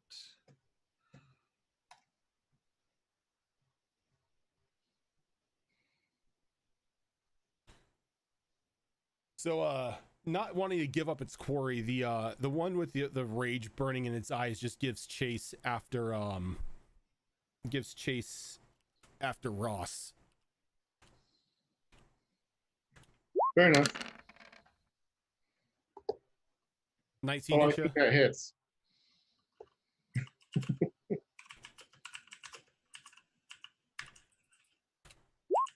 All right, so this is going to be 8 damage as you're going to catch a claw to the back.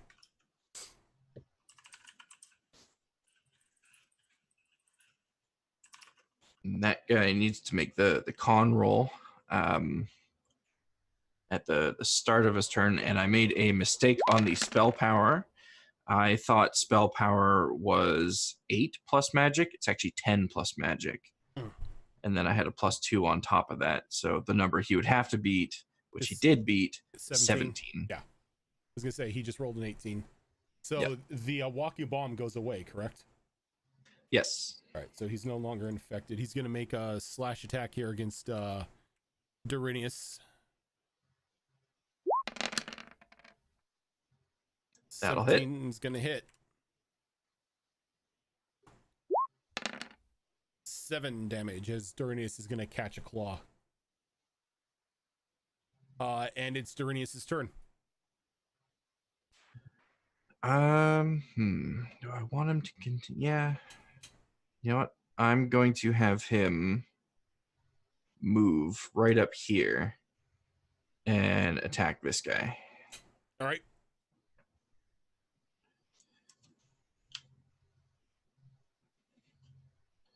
Aim carefully and attack that guy.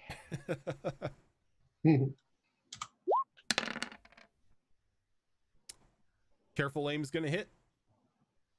Nice.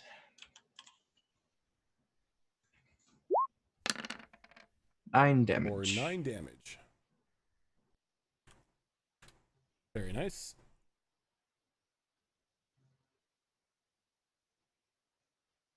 He doesn't make a save anymore.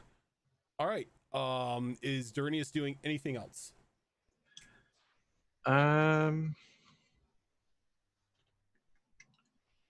Yes. As a minor action, he is going to use guard up.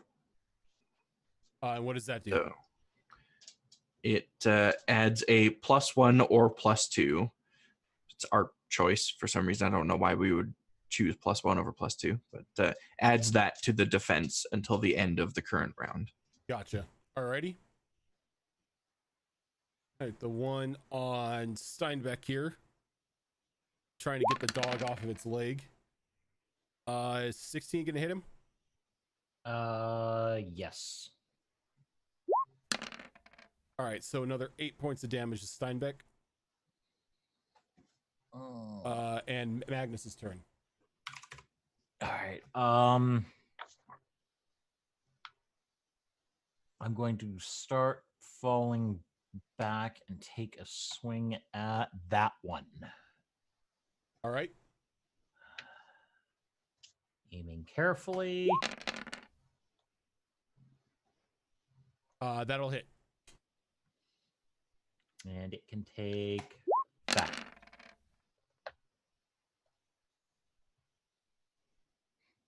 Sorry, she was trying to eat plastic.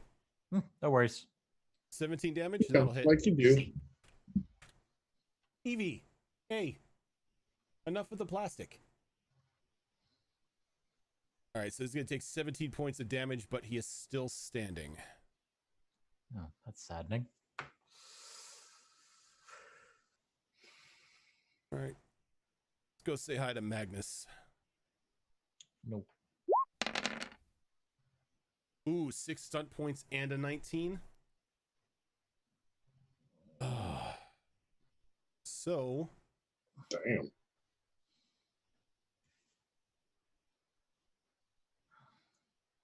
let's see here.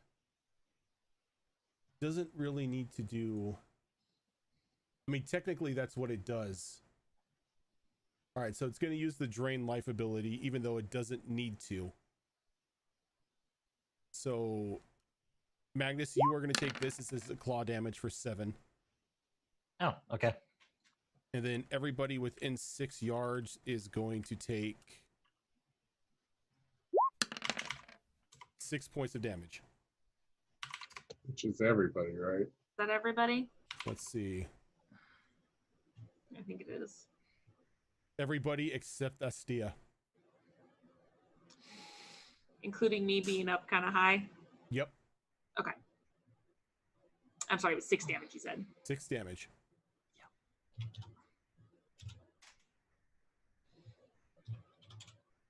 Okay. Good thing that temp HP isn't a thing in here. Valantha.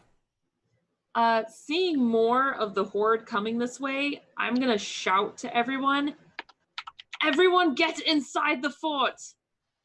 And I'm going to shoot and run. So I want to get, this guy looks kind of nasty, so I want to get rid of this guy.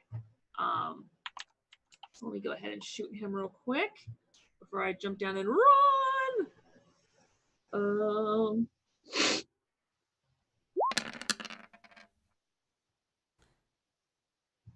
That will hit, and you've got 2 stunt points. Sweet.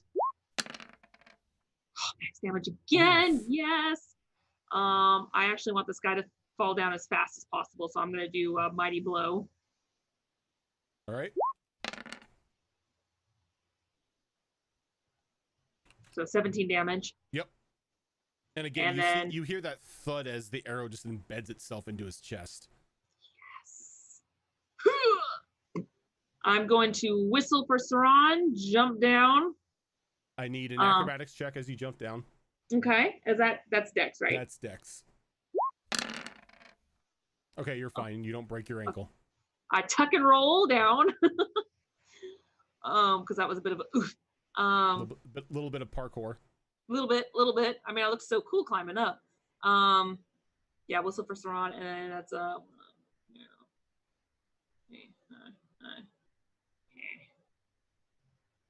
is it 6 or 8? It's 8. I actually, is there a door? Do I see a door? Yeah, the door is right there. Oh, so I'm inside. Yeah. I thought this was a platform at first. Okay, cool. So I'm really quick while I'm inside before I finish my movement. Do I see like this door could be barred or have some sort of what are those? It's got one of those wooden crossbars that you could put down to block the door.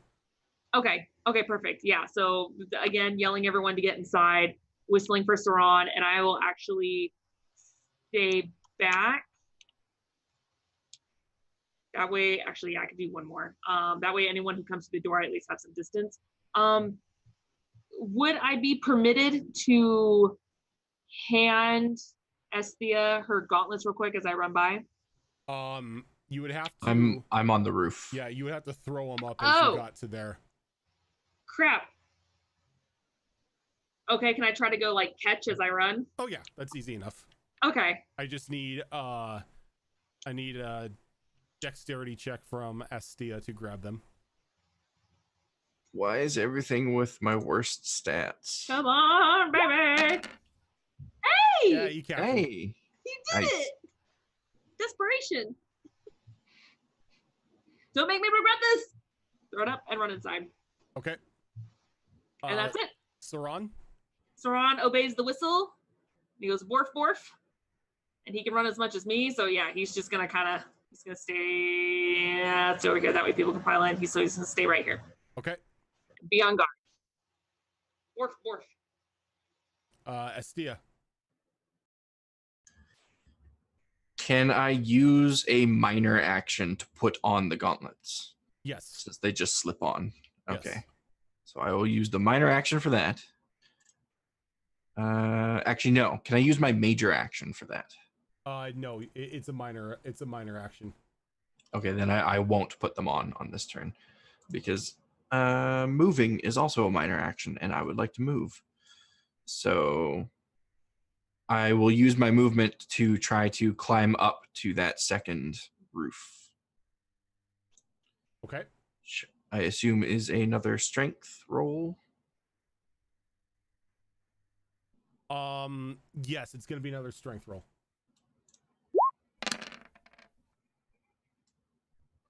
11. 11? Yeah. Nope. You're not gonna be able to, you like begin to climb up and one of the handholds comes loose and you just fall back down onto your butt. Unfortunate. Okay. So let's see. Who is in 10 yards of me? I am going to try to use Walking Bomb again on the guy that is to the left of Magnus. Oh. Hey, it works. Left Okay. of Magnus, all right. Yep. So this dude this dude is gonna get a little poison marker on him. 7. He's gonna take 7 damage, you said? Yep. And that is all I can do. All right, so I added the floor models into the on the map so you guys can see them. All right, that's Estia. What is their speed? It's not something great, is it? It's 8. That's all he can move. That's all he can do. Ross.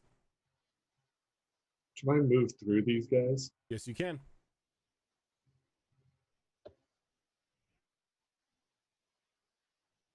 Well, technically, you wouldn't have to. If you were trying to get into the area, you can move through Darinius, or you can go like this and like down here and then just climb up.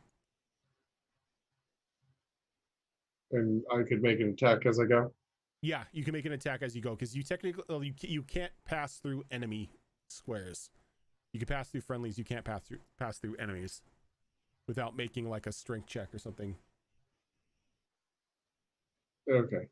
I'm going to end up here before moving in, and do my backstab against that guy. Okay, So dex check. you make it. Okay. Excuse me. Attack. Probably not. That's not gonna hit. No. And I'm going to run inside. Okay. Probably thereabouts. Alrighty. Steinbeck. Oh Lord. Okay. Steinbeck is going to try one more time to remove this thing's leg. There's a lot of growling coming from him at this point. Growling in frustration. Why won't this just come off?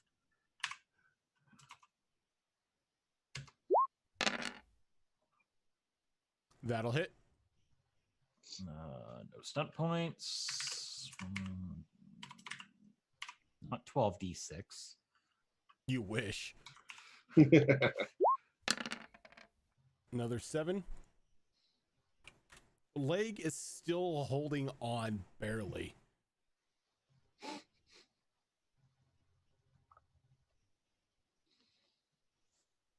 All right, so the one that's on Magnus is gonna lurch a bit forward and try to swipe at him with the claws.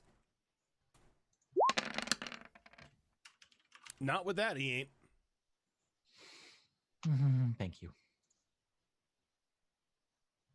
All right. No, not roll as Valantha. Roll as me. All right, so against Darinius. 18 hit him. 18 hits him. He's going to take 10 points of damage. Durinius is now at 0 HP. So, what are the rules on dying again? Don't do it. I think it was you can go as many rounds as your constitution, I think. Your modifier. Is it modifier or level? I think it's only modifier. I think it was modifier. Let's see. When a player character reaches 0, they are dying. They will die after a number of rounds equal to 2 plus their constitution unless they receive healing. A dying character can talk but cannot take any other actions. The character dies at the start of the turn on the final round, so his allies have until then to save them. So he can go for 4 rounds. All right, so 4 rounds. Mark that here.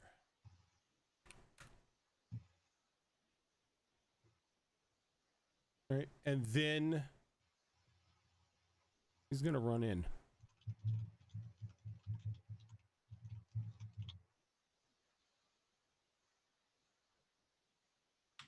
So will this one. All right, Durinius. He's doing nothing but lying there and whimpering. Yep. And then the one on Steinbeck. So 2 stunt points. 15. Does that hit?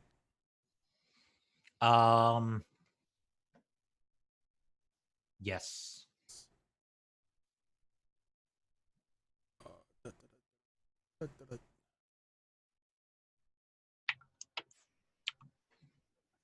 I thought I had the reference sheet open. That's reference sheet 2, right?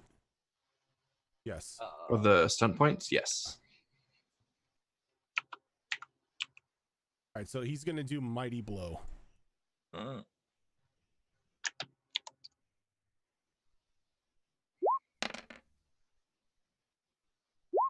So a total of 11.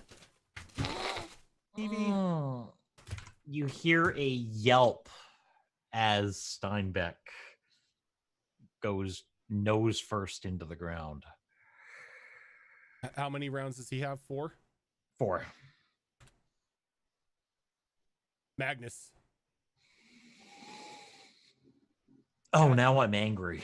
Cat, you're lucky I love you with the mess you just made. Hey, she just like pushed everything out of my closet. Like the top shelf where I cleared a space for her wasn't good enough. She climbed up on the stuff and just pushed the rest of it out. That's a cat. That's a cat. That's what they do. So are they good for 4 rounds and then they die at the start of the 5th, No, or they do die they at die the at the 4th. start of the 4th? They die at the start of the 4th. Okay. And you heard a second yelp from up there. Give me Oh, a this second. is going to suck. Oh.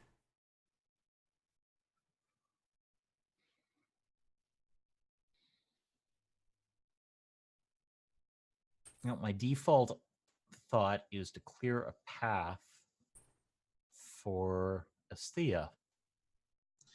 Yeah, I was So we're thinking going. about going I like have more. this to get both the dogs, but I that can would probably make that 4 a lot rounds. easier. I would be able to Alright, I'm get back. to the second Remember, time. you don't. There's no attacks of opportunity, Yeah. so you don't have to worry about that. We're going to start with that one as I clear a path for Asthea. Okay.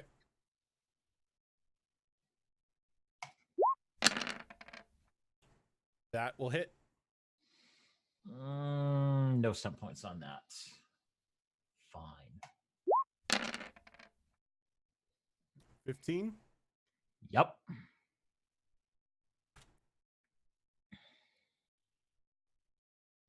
That'll take him down. Nope. That's this one that I'm aiming at. Oh, this one. This one here. All right, so that's not going to take him down, but Nope. But he's also going to go 5 yards. Or 5, 4, 2. What the shit? It's 1 square. 2. There we go. Thinking 5 feet, 2 yards.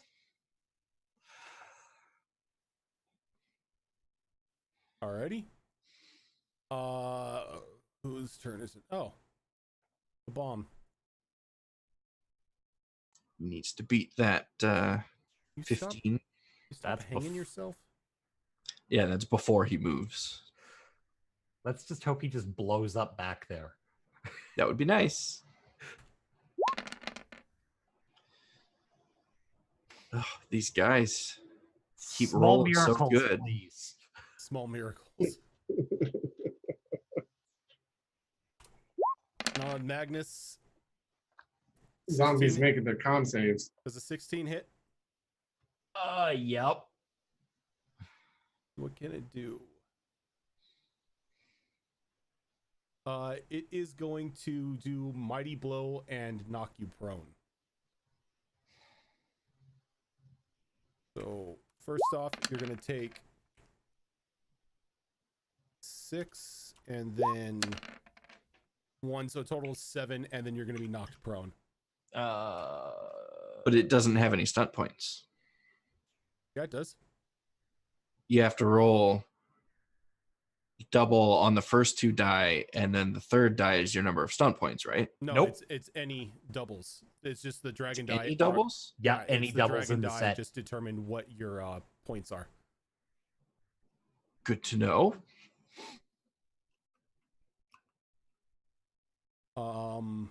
It's a turn. Valentha. Oh boy. Oh Jeebus. Okay. Magnus, where are you? I'm gonna take a step back. Knee And- deep in problems. I'm going to take a shot at this guy.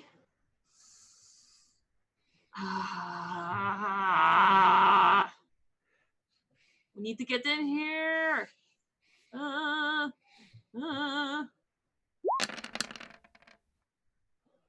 That will hit. Sweet. No doubles this time, so I'm gonna go ahead and just do the regular damage. All right. 11. He's still up. Dang it! Okay. Saran. So Saran is gonna go over and he's gonna try to take a chunk out of this. He's actually gonna try to like get on his hind legs and kind of like bite closer to his face. I know he won't reach it, but he's not exactly aiming for the ankles. Okay. So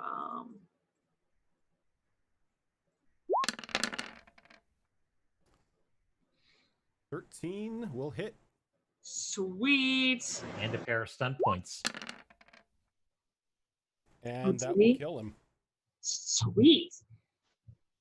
Let me see here. Oh wait. Well, that guy's already gone, so he can't really use his stunt points. So yeah, and then he's gonna move. Can he squeeze right here? Or I guess he could occupy this space Yeah. right here. Yep. He's just standing on top of the skeleton. Actually, funny enough, you can use taunt as an option. Oh, can I? Oh, wait. You know what? Angry barking is a thing. Borf, borf, borf. Ask Ogren. We hear him all the time. Yeah, right. Well, there's also threaten too. Let's make most test of your strength to intimidate with willpower. When they must attack you in some way on their next turn. Oh god, they're both good. Taunt and threaten is actually pretty good. Mm-hmm. I'll go ahead and I'll taunt him. All right. So it's an opposed test of communication versus target's self-discipline willpower. Ooh. They're undead. I don't think they have a whole lot of willpower. Yeah, right. And then communication. Let's see here. Specifically self-discipline, right? Right. Oh, you are so lucky. Or it's just straight up willpower. No, I'm just saying you are so lucky because they have a thing to where they instantly pass any morale checks, but not self-discipline. Ugh. All right, let's see what we get here. It's still opposed. It is. So, That was kind of low. Yeah, no. No, All right, nothing happens. It ignores the taunt. Yep. Okay. That's it. Astia. I am. Oh dear. I'm going to attempt to save the dogs. Okay. The dog on this turn, the other dog on the next turn. So I'm going to hop off of the roof there onto the little staired area below. All right, I'm gonna need a acrobatics check, which is I can roll a Dex. Thea.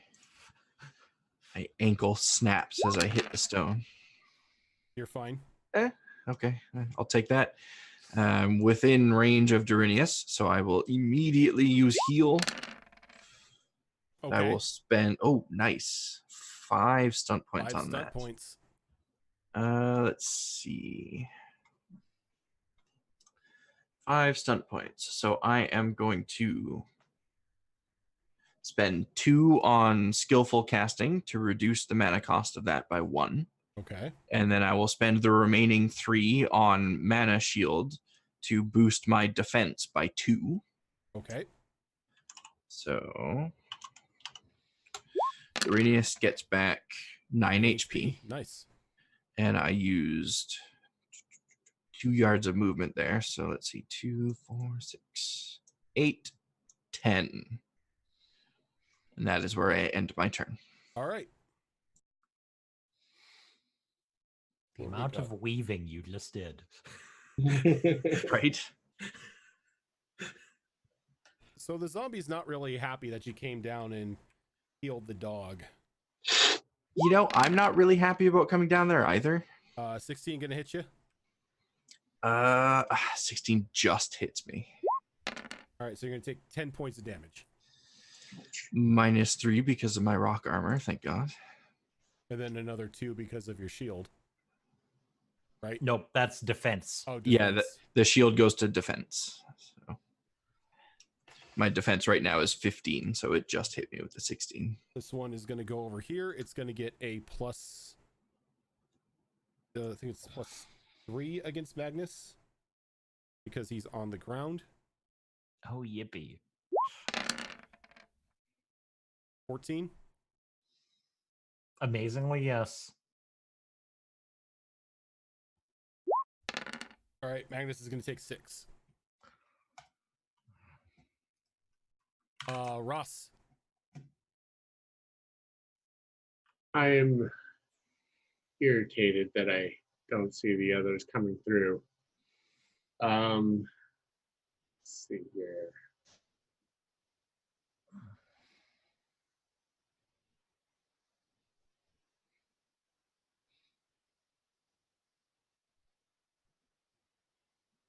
All right.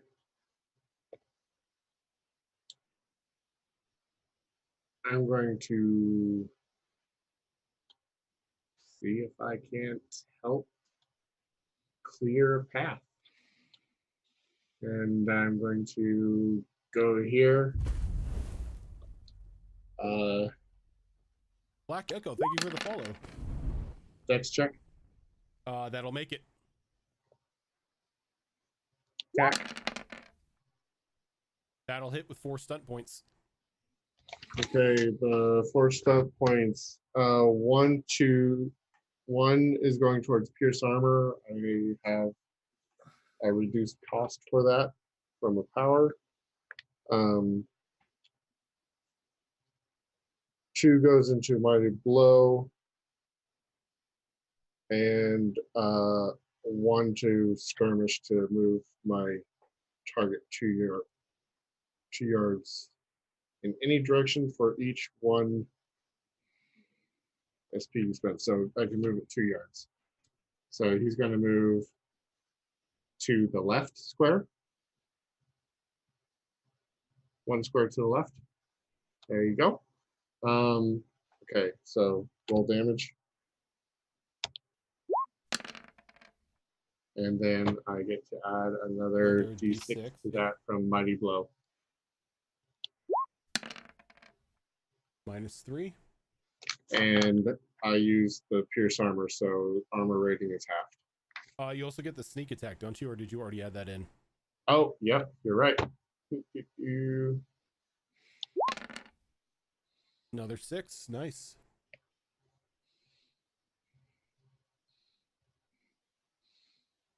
Alrighty, Steinbeck. One tick closer on the death clock. Oh, we've got to clear some of this off of Thea. Oh my god. Alright, so the one that is in front of Magnus.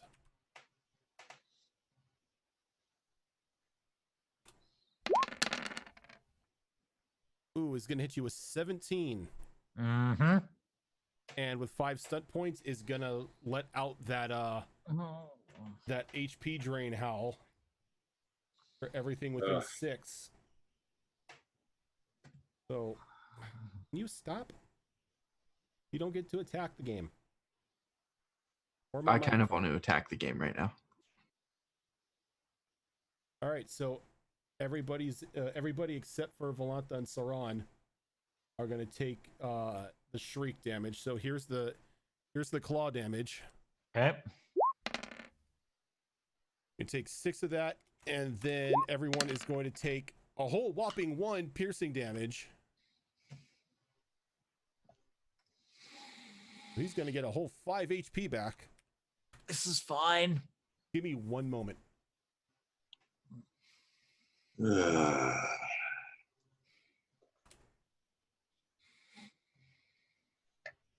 I need to see something.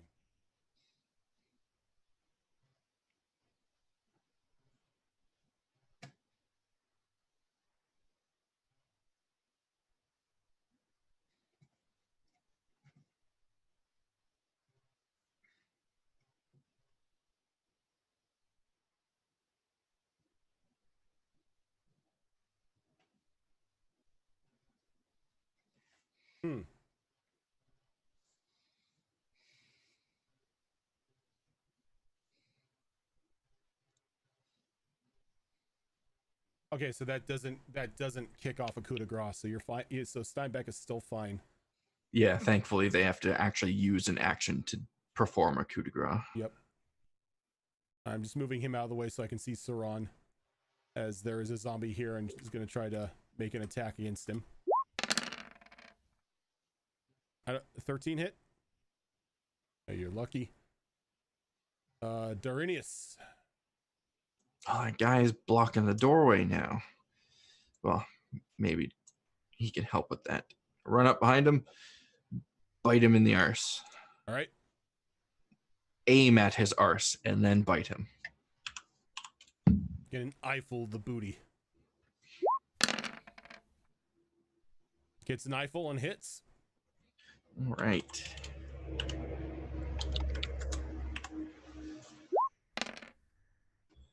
Nine damage. 9 damage. Nice. Still up though. In that case, I will use a little bit more movement to step aside just to make room for anyone else that might want to go in there. All right. Let's see. I don't mean to alarm you. I know, I see it.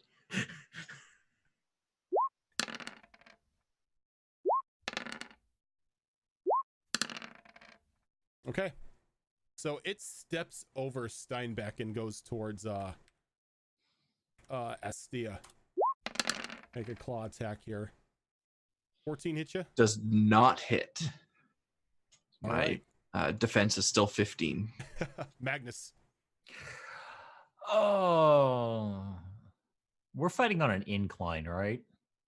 Like out here is downhill. A bit. It's not like too downhill to where if you were to push somebody, they would go just tumbling to their death. No.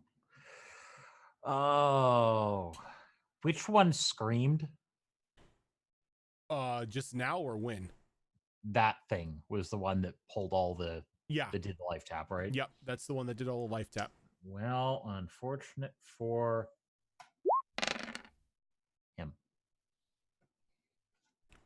That'll hit. And no stump points from that.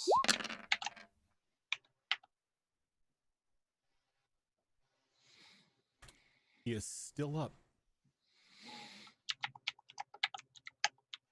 These are substantially more resilient than they need to be. Well, if you look at it, they're fresh corpses, so. Well, they need to be less fresh. All right, so this one behind Estia is going to go to try to slap the booty. Ooh, 15 hit. Matches. All right, so 15 hits, and with 6 points, it's going to scream. Don't touch my booty. So.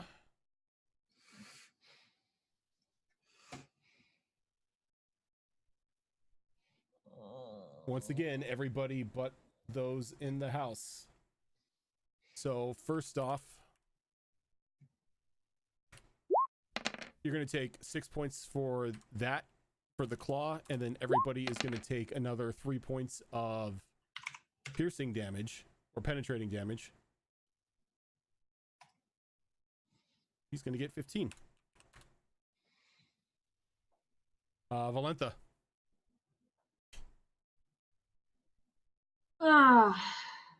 This is not good. It's not good at all.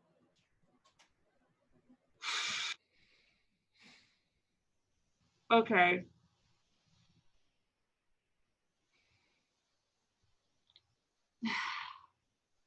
Is this a full open door in the front right here? Right here. Here, I'll do this.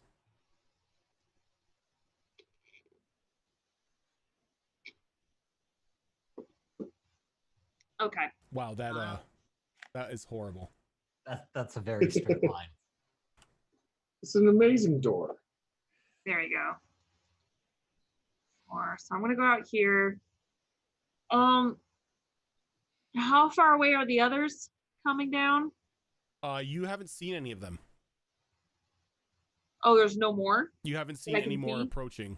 You can hear them, you just don't see them approaching yet.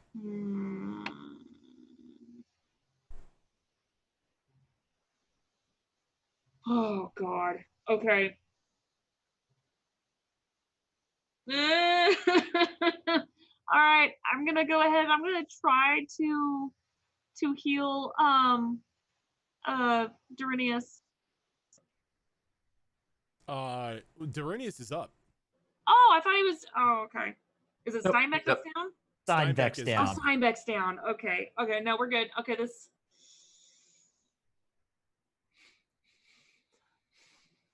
Magnus, get your ass in here, and I'm going to shoot for this guy.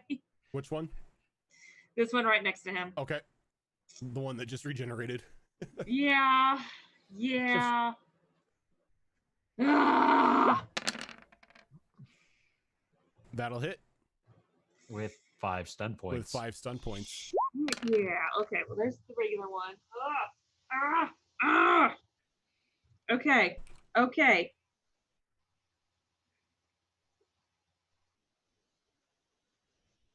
Okay. I'm gonna do.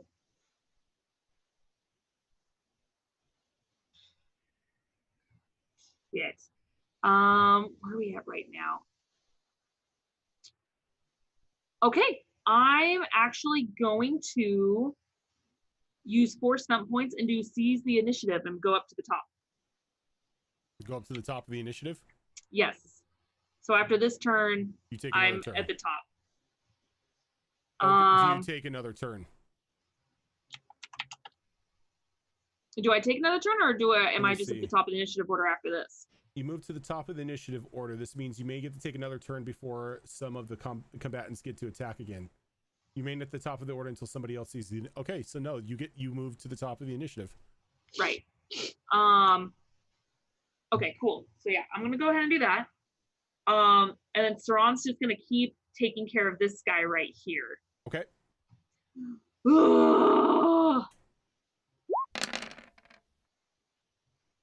That'll hit. Good boy. Good boy. Take him out. 10 damage. Yes. Still up. Dang it! Astia. Yeah! This is a situation I never wanted to be in. Welcome to being a healer, where you have to run to the front lines to raise the DPS who played in the fire. I'm a mage. I shouldn't be here. Oh, also my defense just dropped back down to 13. Oh, that's bad for you. Yeah, it is. So I'm going to attempt to heal Doggo. Okay. That'll heal Thank God it Doggo. works. Okay. I will heal Doggo for as much as I possibly can. 10. Nice. Okay. And we can move through friendly spaces, just not hostile spaces, right? Correct. Okay. I am going to sorry, Magnus. 2, 4, 6, 8. Right through the doorway. Okay. That is as far as I can go. Alrighty.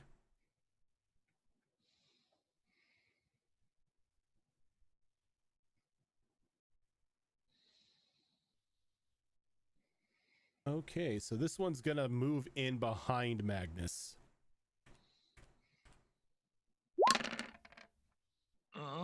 Two stunt points. And they're gonna knock you prone.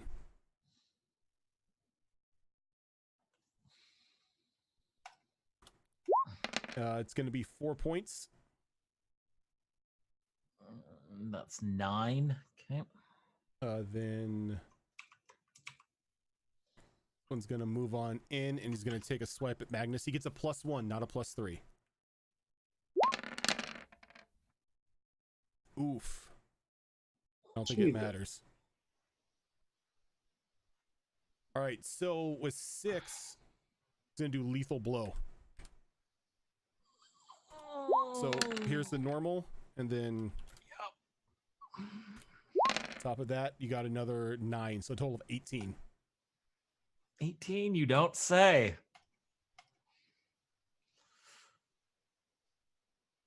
Valentha. As you can see, like, you can see the horde just surrounding Magnus as he's knocked down. Okay, let me see something.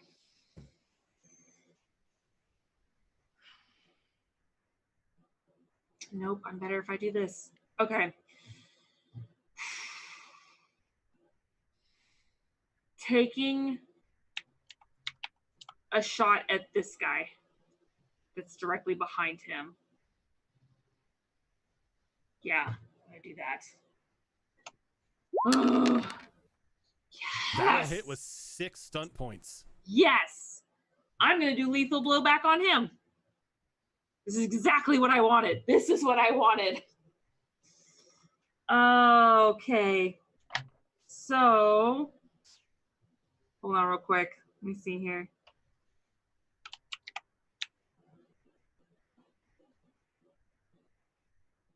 Or, oh, but I could do lightning attack too. Hit that guy and hit the other one. Oh, crap. Decisions. You got 6. Yeah. I got 6.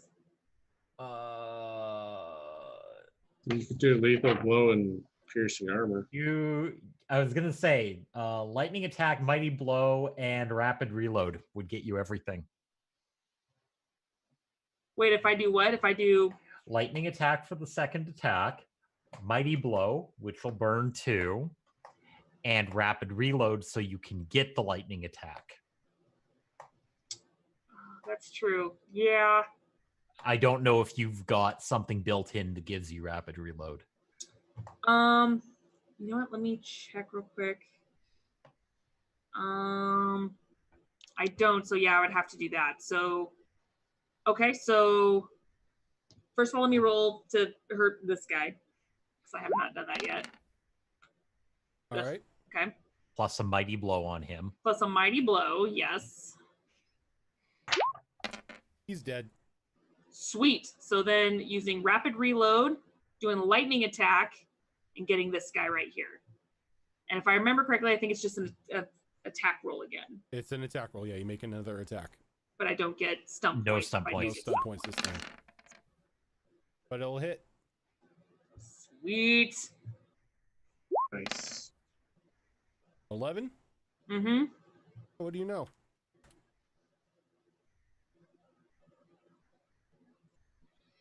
That one falls Get too. Magnus out of there, Ross. I'm sorry, what was that? Get Magnus out of there. And I'm yelling this at Ross. Oh, I thought you said arse. Oh, I'm get like- your ass out of that. No, Ross. I thought you like had a Yoda moment for a second. My ass. Rock him, you will. Mm. All right, Ross. All right. What? I thought you said she killed two of them. I did. Mhm. She The two kills right in front of you. this front of you. one Oh, the two and- right in front of me. Okay. So you got a And clear this one. pathway, bro. Yeah. So I'm not adjacent to the one next to Magnus. So backstab. Let's see. Oh, Yep. Okay. Cool. Thank God for that +4. Seriously. Yeah. Let's see here. So an extra 2 to hit. That'll hit with 4 stunt points. Awesome. 4 stump points. How is he looking? Like I might have 5 turns to live. Oh no, not you, the zombie. It looks like a zombie. It looks dead. Yeah, it looks like crap. I'm going to use skirmish again, pierce armor, and mighty blow. Okay. So let's roll damage first.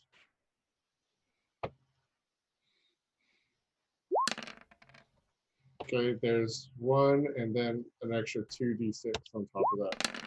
All right. That will kill it. Well, I still want to push its body into the next square over. Like right there. Magnus, you're down? Very. Yep. He needs healing.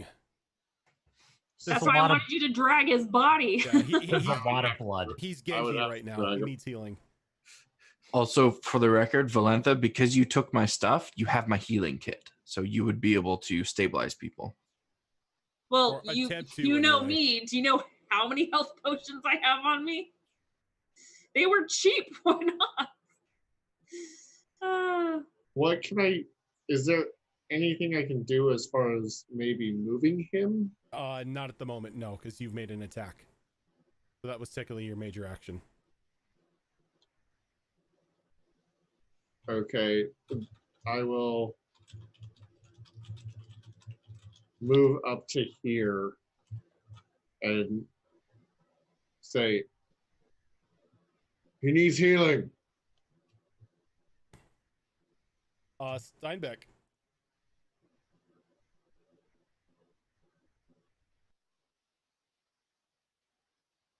Steinbeck is going to bite and run here.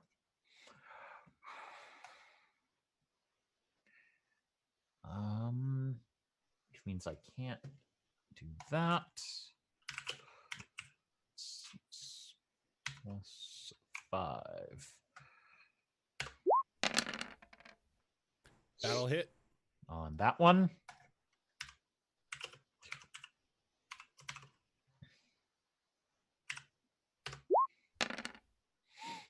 Hey. Gets his leg. And 2, 4, 6, 8, 10, 12. 14 plus 2 we moved already. There we go. Okay. The one that's inside is going to turn and attack Esthea. Rude.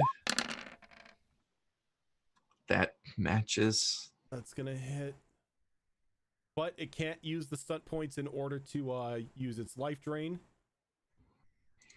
But it's going to do lightning attack. Oh god. So here's this, like, I'll roll damage, but here's this the attack for the second one. Yup. All right, so first I'm gonna take 11 and then 6.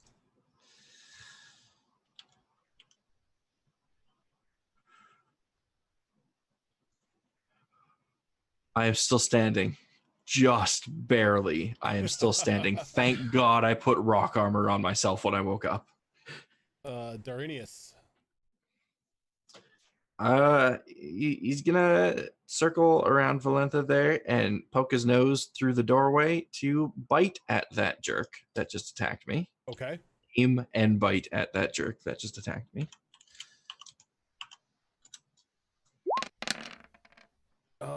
That'll hit with 4 stunt points. 4 what are the? I don't know how to melee things. I'm a Oh, stunt points. Let's see. 4, you say? You can mighty blow, knock prone. No, she has mage ones. No. This is for Darinius, right? Oh, Yeah. right. Sorry.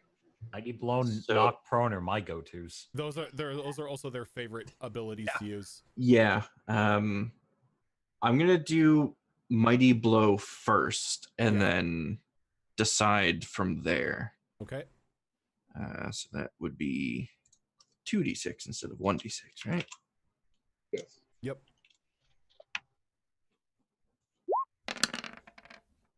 9. 9. He's still standing. No, he's not. Thank God. Okay. Darinius fatally bites the booty. And then runs inside to safety. All right. The only one standing is gonna walk over and make an attack against Ross.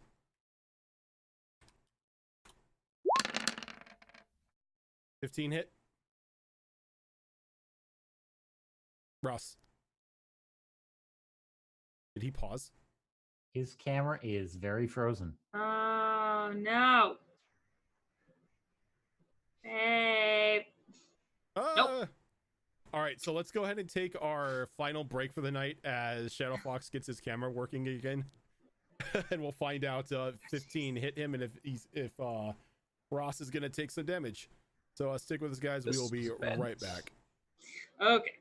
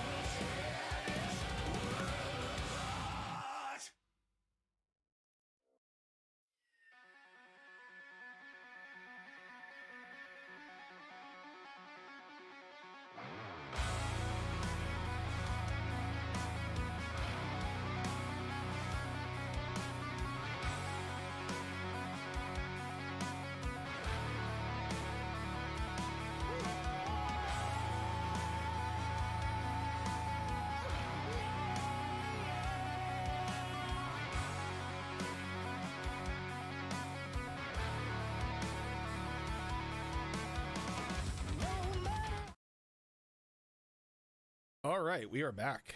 Hi. So Fox is 15 hit Ross. I think it does. Let me double check. I'm sorry about the crashes, guys. It's fine. Computers, they happen. Yes, it does. Kind of like kittens that I've lost sight of. All right, you're gonna take another 10 points of damage. Oh, sweet. That's awesome. Magnus, death clock ticks down 1. Saran. He's 1,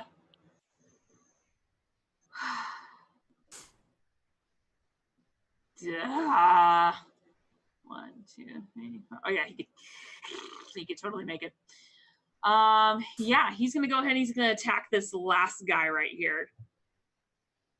All right. And be like, borf, borf, get your ass inside. Borf, borf. That'll hit. Sweet. And that'll kill it. Ah! Get inside! All right, are we out of rounds? Nope, technically? because you have somebody who is dying. Yep. So, Estia.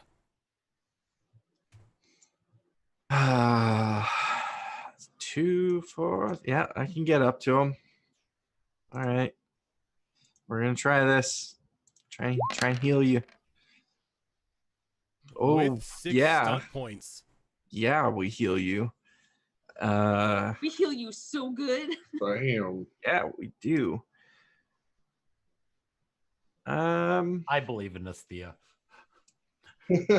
Yeah, you know what? I'm going to use 4 of those stunt points to do fast casting. So we'll resolve this heal first. There you go. You're going to get back 11 HP. And we are going to heal you again Glorious. at fast casting.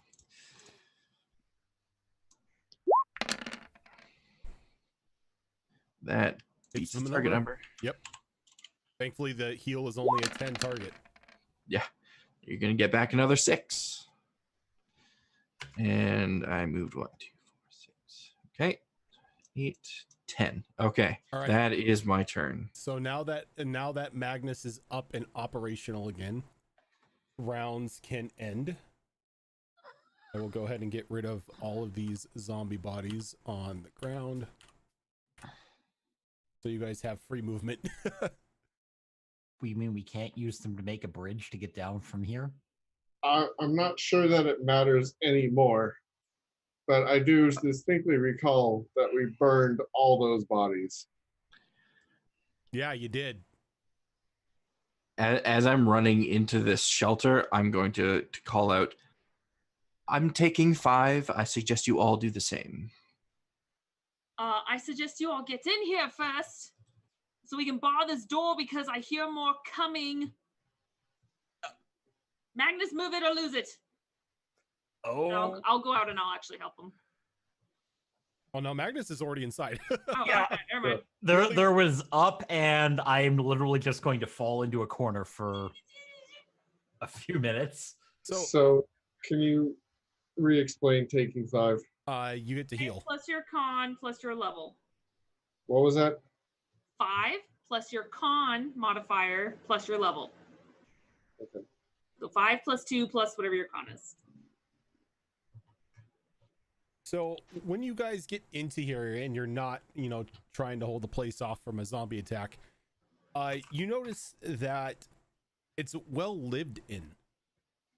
You can see that there's like a couple stale pieces of bread left on the table, along with a couple drinking tankards.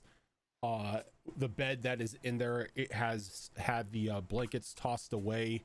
You can see like an extra pair of boots next to it. Just like this is not an abandoned keep. Gauntlets are going on. First things first, I want to see if I can find any way to like really secure this door. Well, there's a like I said, the wooden The crossbar. wooden thing. That's Okay, about it. and it looks sturdy. It looks Oh, yeah, like it looks would sturdy. hold a while. Mhm. Okay. So yeah, that's engaged.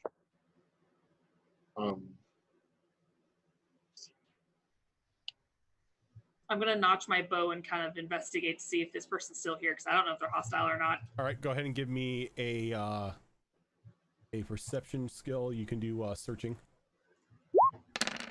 Can I aid? I don't need You it, don't really need to aid. but thank you. Okay. So yeah, as you're looking around, the place is empty, but you do notice that it, along the walls every now and then, you do see standards of Denerim, like the royal crest of Denerim, along the walls. Mm.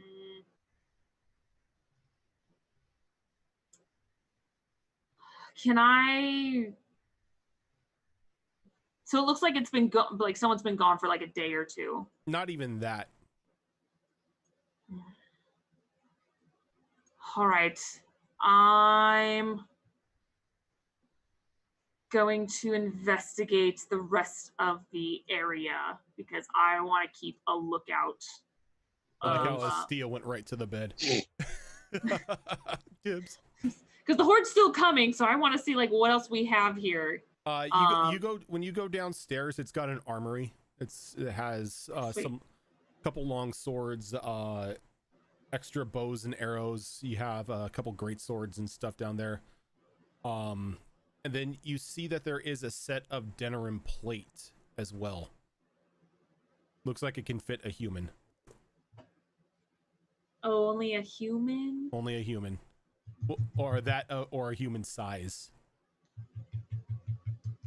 Can I grab a bow and some of the arrows? Yes, you can. So that's pretty much me and Esthea. Damn it! It is too tall and not wide enough for a dwarf. Yeah. Mm. Damn it. All right. Well, there's an armory downstairs if anyone wants to take a look. Is there an upstairs or is it just all one story?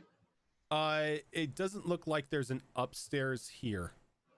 There's the small wooden doors here that lead out onto a second story balcony. And Okay. then which leads out to one of the entrances to the tower. I'm going to investigate the tower.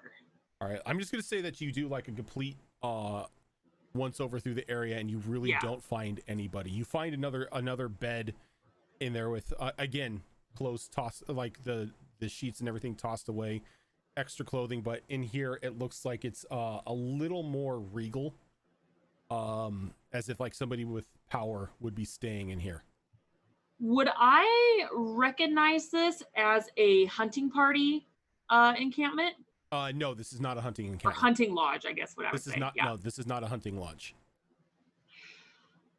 If you give me a historical lore, you may know what it is. I don't, but I'm guessing that's cunning. 4, 6. This is a guard tower, like a forward tower for the Denerim infantry. Do I see like a cloak or a coat anywhere? No, not really. Do I see any clothes of any sort? Just Strewn clothes. about like around the beds or on the in the trunks at the foot of the beds. You see clothes. All right, I will grab like a top, like a tunic top or whatever's there, just a top. I'm going to go back downstairs and I'm just gonna toss it to Esthea and go, there, it's gonna get cold eventually. And just walk away and look for any secret entrances, like whether it's a side entrance or going like a hidden floorboard or Nope. anything. Nothing like that. Nothing. Jesus. What color is this top? It's brown. It looks to be just your basic field tunic. Is it in good shape? Is it clean? It kind of smells like it's been worn. Beggars can't be choosers. It's a little big on you as well. I will set it down on the bed. I don't need to wear it immediately. Just put it off to the side. And while Valentha is wandering around, I would also like to wander around in hopes that I can replenish the supplies that I used to have. It's basic supplies. I had some candles, flint and steel, rations, a simple bag. You can restock on that. You can find that strewn about like in the armory. Nice. I want to take a look in the armory as well. Is there any nicer tops in the armory? Unless you want to wear that plate mail, not really. I mean, I could wear the plate mail. It would just give me a -6 to all my magic stuff. Oh yeah, because that's all you need is, a hindered mage. Right. Yeah, I'm not going to wear the plate mail. Okay. Priorities, woman. I want to peruse the armory quickly. Okay. Is there anything specific you're looking for? Anything that stands out as above run-of-the-mill, just basic weaponry. Not really. I mean, aside from the hilts of the swords and everything that have the crest of Denerim engraved in them, they're your basic run-of-the-mill infantry swords. Okay, so nothing fun and special down there. No, nothing fun or special. Pity.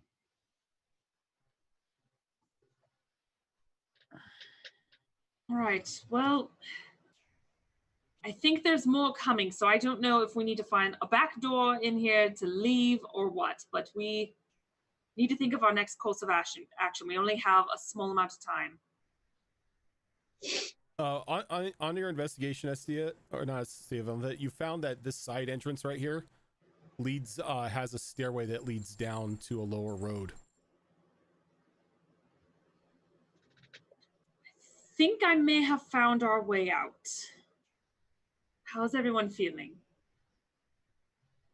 A little bit better than I was 5 minutes ago, but if we have an extra minute, I'd like to cast another spell. Just 1 minute. All right.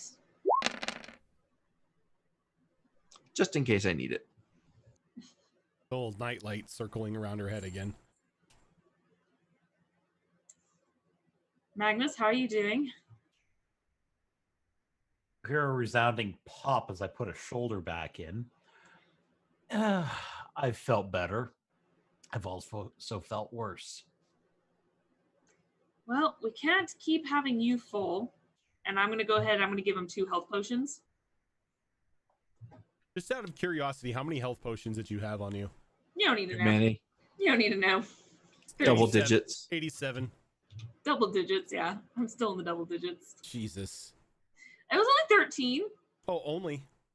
And I've also got Elf Root and Arbor Blessing to help make more, so. Zor, what is the number on those? Is it 1d6 or what? You know what? It's 2d6 plus your con. Damn. Oh, very good. I'm not gonna complain. And that's just a minor health potion. I mean, the con itself is worth 3 a shot. It's worth noting before we head out that my, how do I put this? Magical reserves are running quite low. Yeah, we need to sneak out of here and lay low somewhere. I don't know how long we want to run for, but I think the sooner we get out of their line of sight, the better. So, Well, we certainly can't hang around here, not with that necromancer still out there somewhere. No, and I don't know. I mean, recalling when I saw them marching all eerily, could I see, obviously not counting, but did it look like just the caravan or did it look like a lot more dead? Just the caravan. Okay. Well, I mean, we could technically hold up in here since it was just a very small army of undead. But who's to say he won't get more? This necromancer? So we could Could he just raise the ones that are still out there? The ones we took down? Does anybody know? As long as there's a body, it can be raised. What if we mutilate it? Is there a way to dismember the body in some sort so it doesn't get risen again?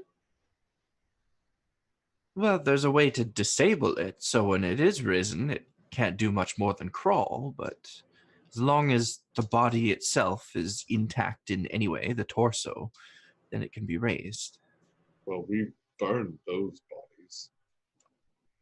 So Not sure what more so much good that did. to do for it. Thinking back to when I spotted that necromancer, did I recognize anything about them? Did anything about them seem familiar to me? Not from where you were sitting. Like you couldn't get you aside from the staff, which kind of stood out. They really didn't have any markings or signs of who they were with or what they were worshiping. All you know is they were a necromancer. Well, I suggest we leave before they come back and raise those bodies once more. Yep. And as you say that, you hear the sound of multiple horses riding up towards the keep. I'm gonna investigate outside real quick. I'm gonna look through one of those kill holes that I see there. Okay. And Valentha, are you going outside or are you just investigating? No, I'm trying to look out a window or something. Okay, so you're looking out one of the kill holes as well. Yes. Okay, so as you look outside, you see about 6 what you can only assume to be knights riding up on their horses. One of them having a robed figure tied up and slung over the back of their horse, as a couple of them are laughing and cheering. And they go and they set the horses down and they kind of stop and they look around and they just see all the bodies of the undead cut down in the yard. Oh, hi. And they kind of look at one another and a couple of them begin to draw their blades. And Is the robe figure the necromancer? I was just gonna ask that. I don't think you got the look at the necromancer. I think that was Magnus. Mm-hmm. I thought I did too. Not really. You didn't get much of Okay. a look at him. But they draw their swords and they sling the shields off their backs, and you can see again the crest of Denerim on the shield as they begin to like poke at the bodies, confirming that they're dead. I'm gonna look at everyone and I'm gonna motion the number 6. And I'm gonna kind of indicate for them to just be on guard. As you see one of them kick open the door of the barracks to the right, and they begin to go in. You hear him call out, "It's clear!" And then all 6 of them begin to move towards the front door. I move out of the way. I'm actually going to be around here so I have more range. And they try the door and they find that it's blocked. And you begin to hear pounding on the door, like 3 quick beats on the door, like somebody's just knocking on it.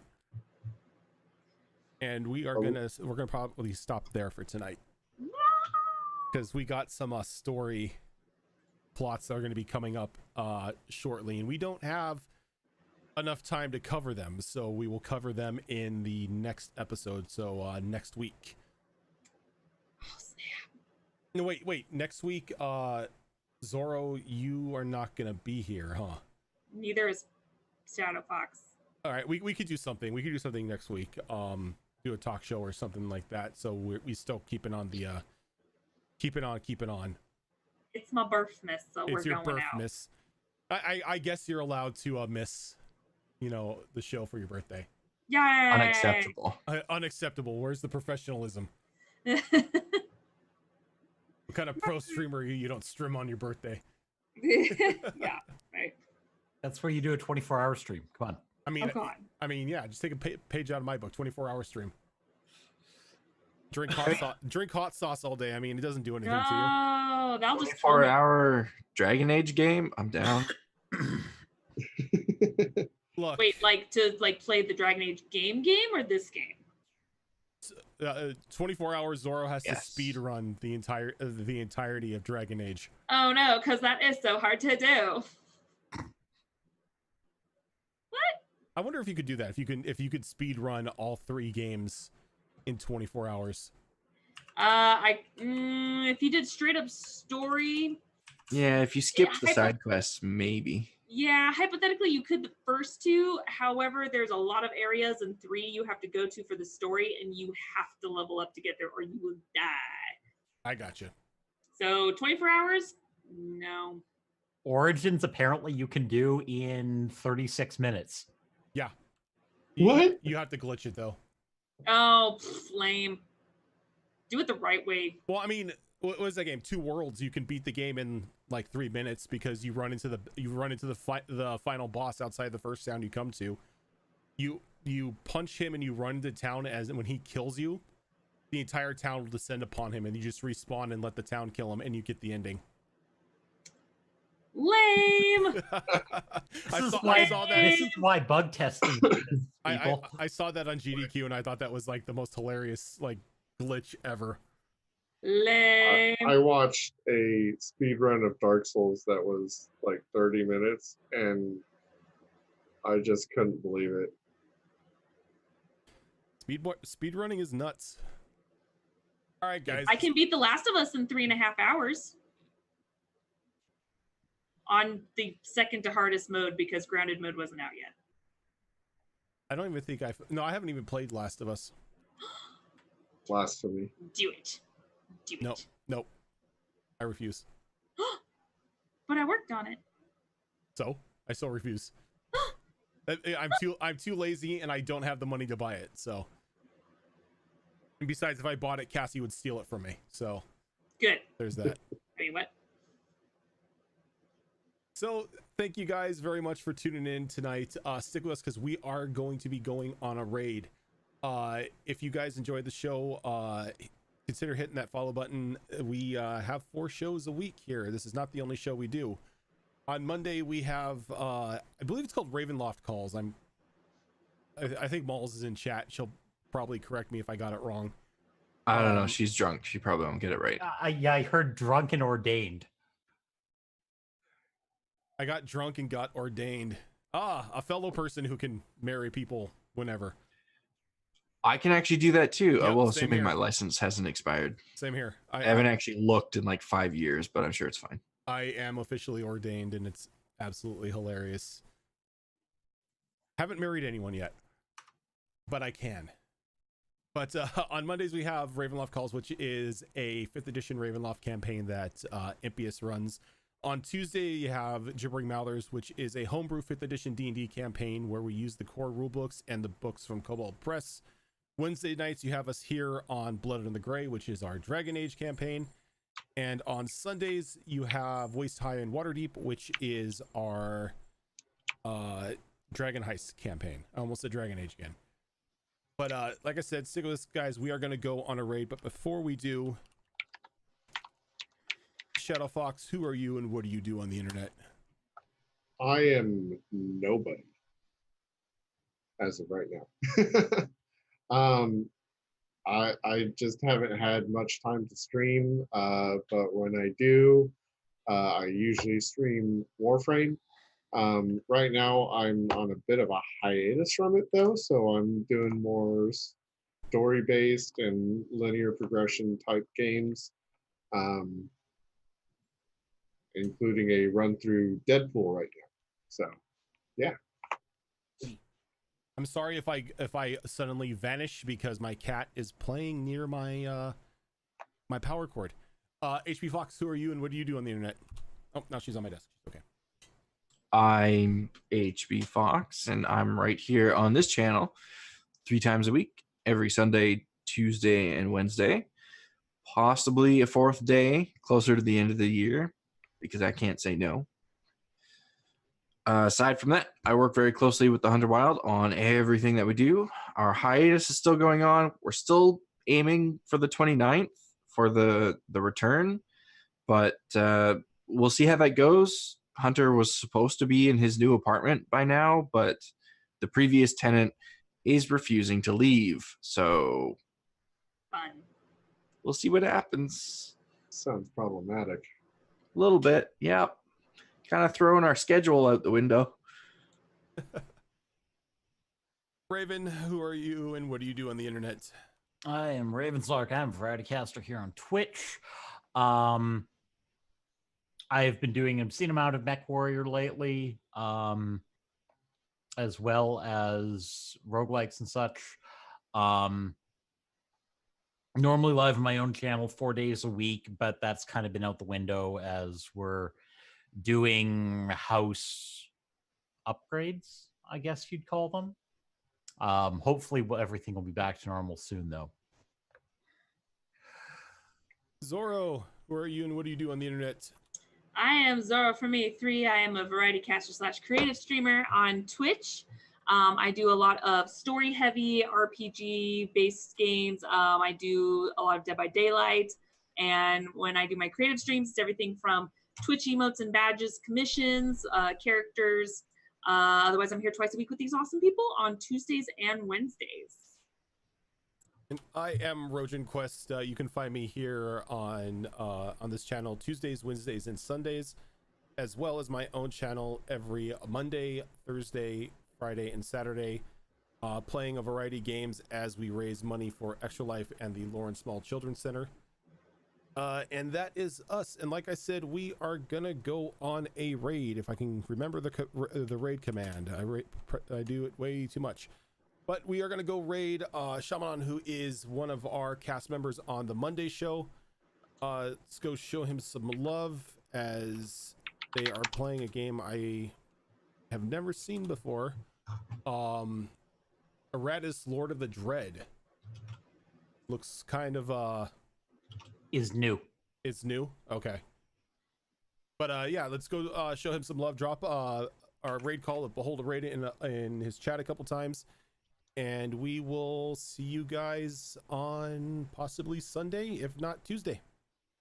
But have a good one, guys. We'll catch you later.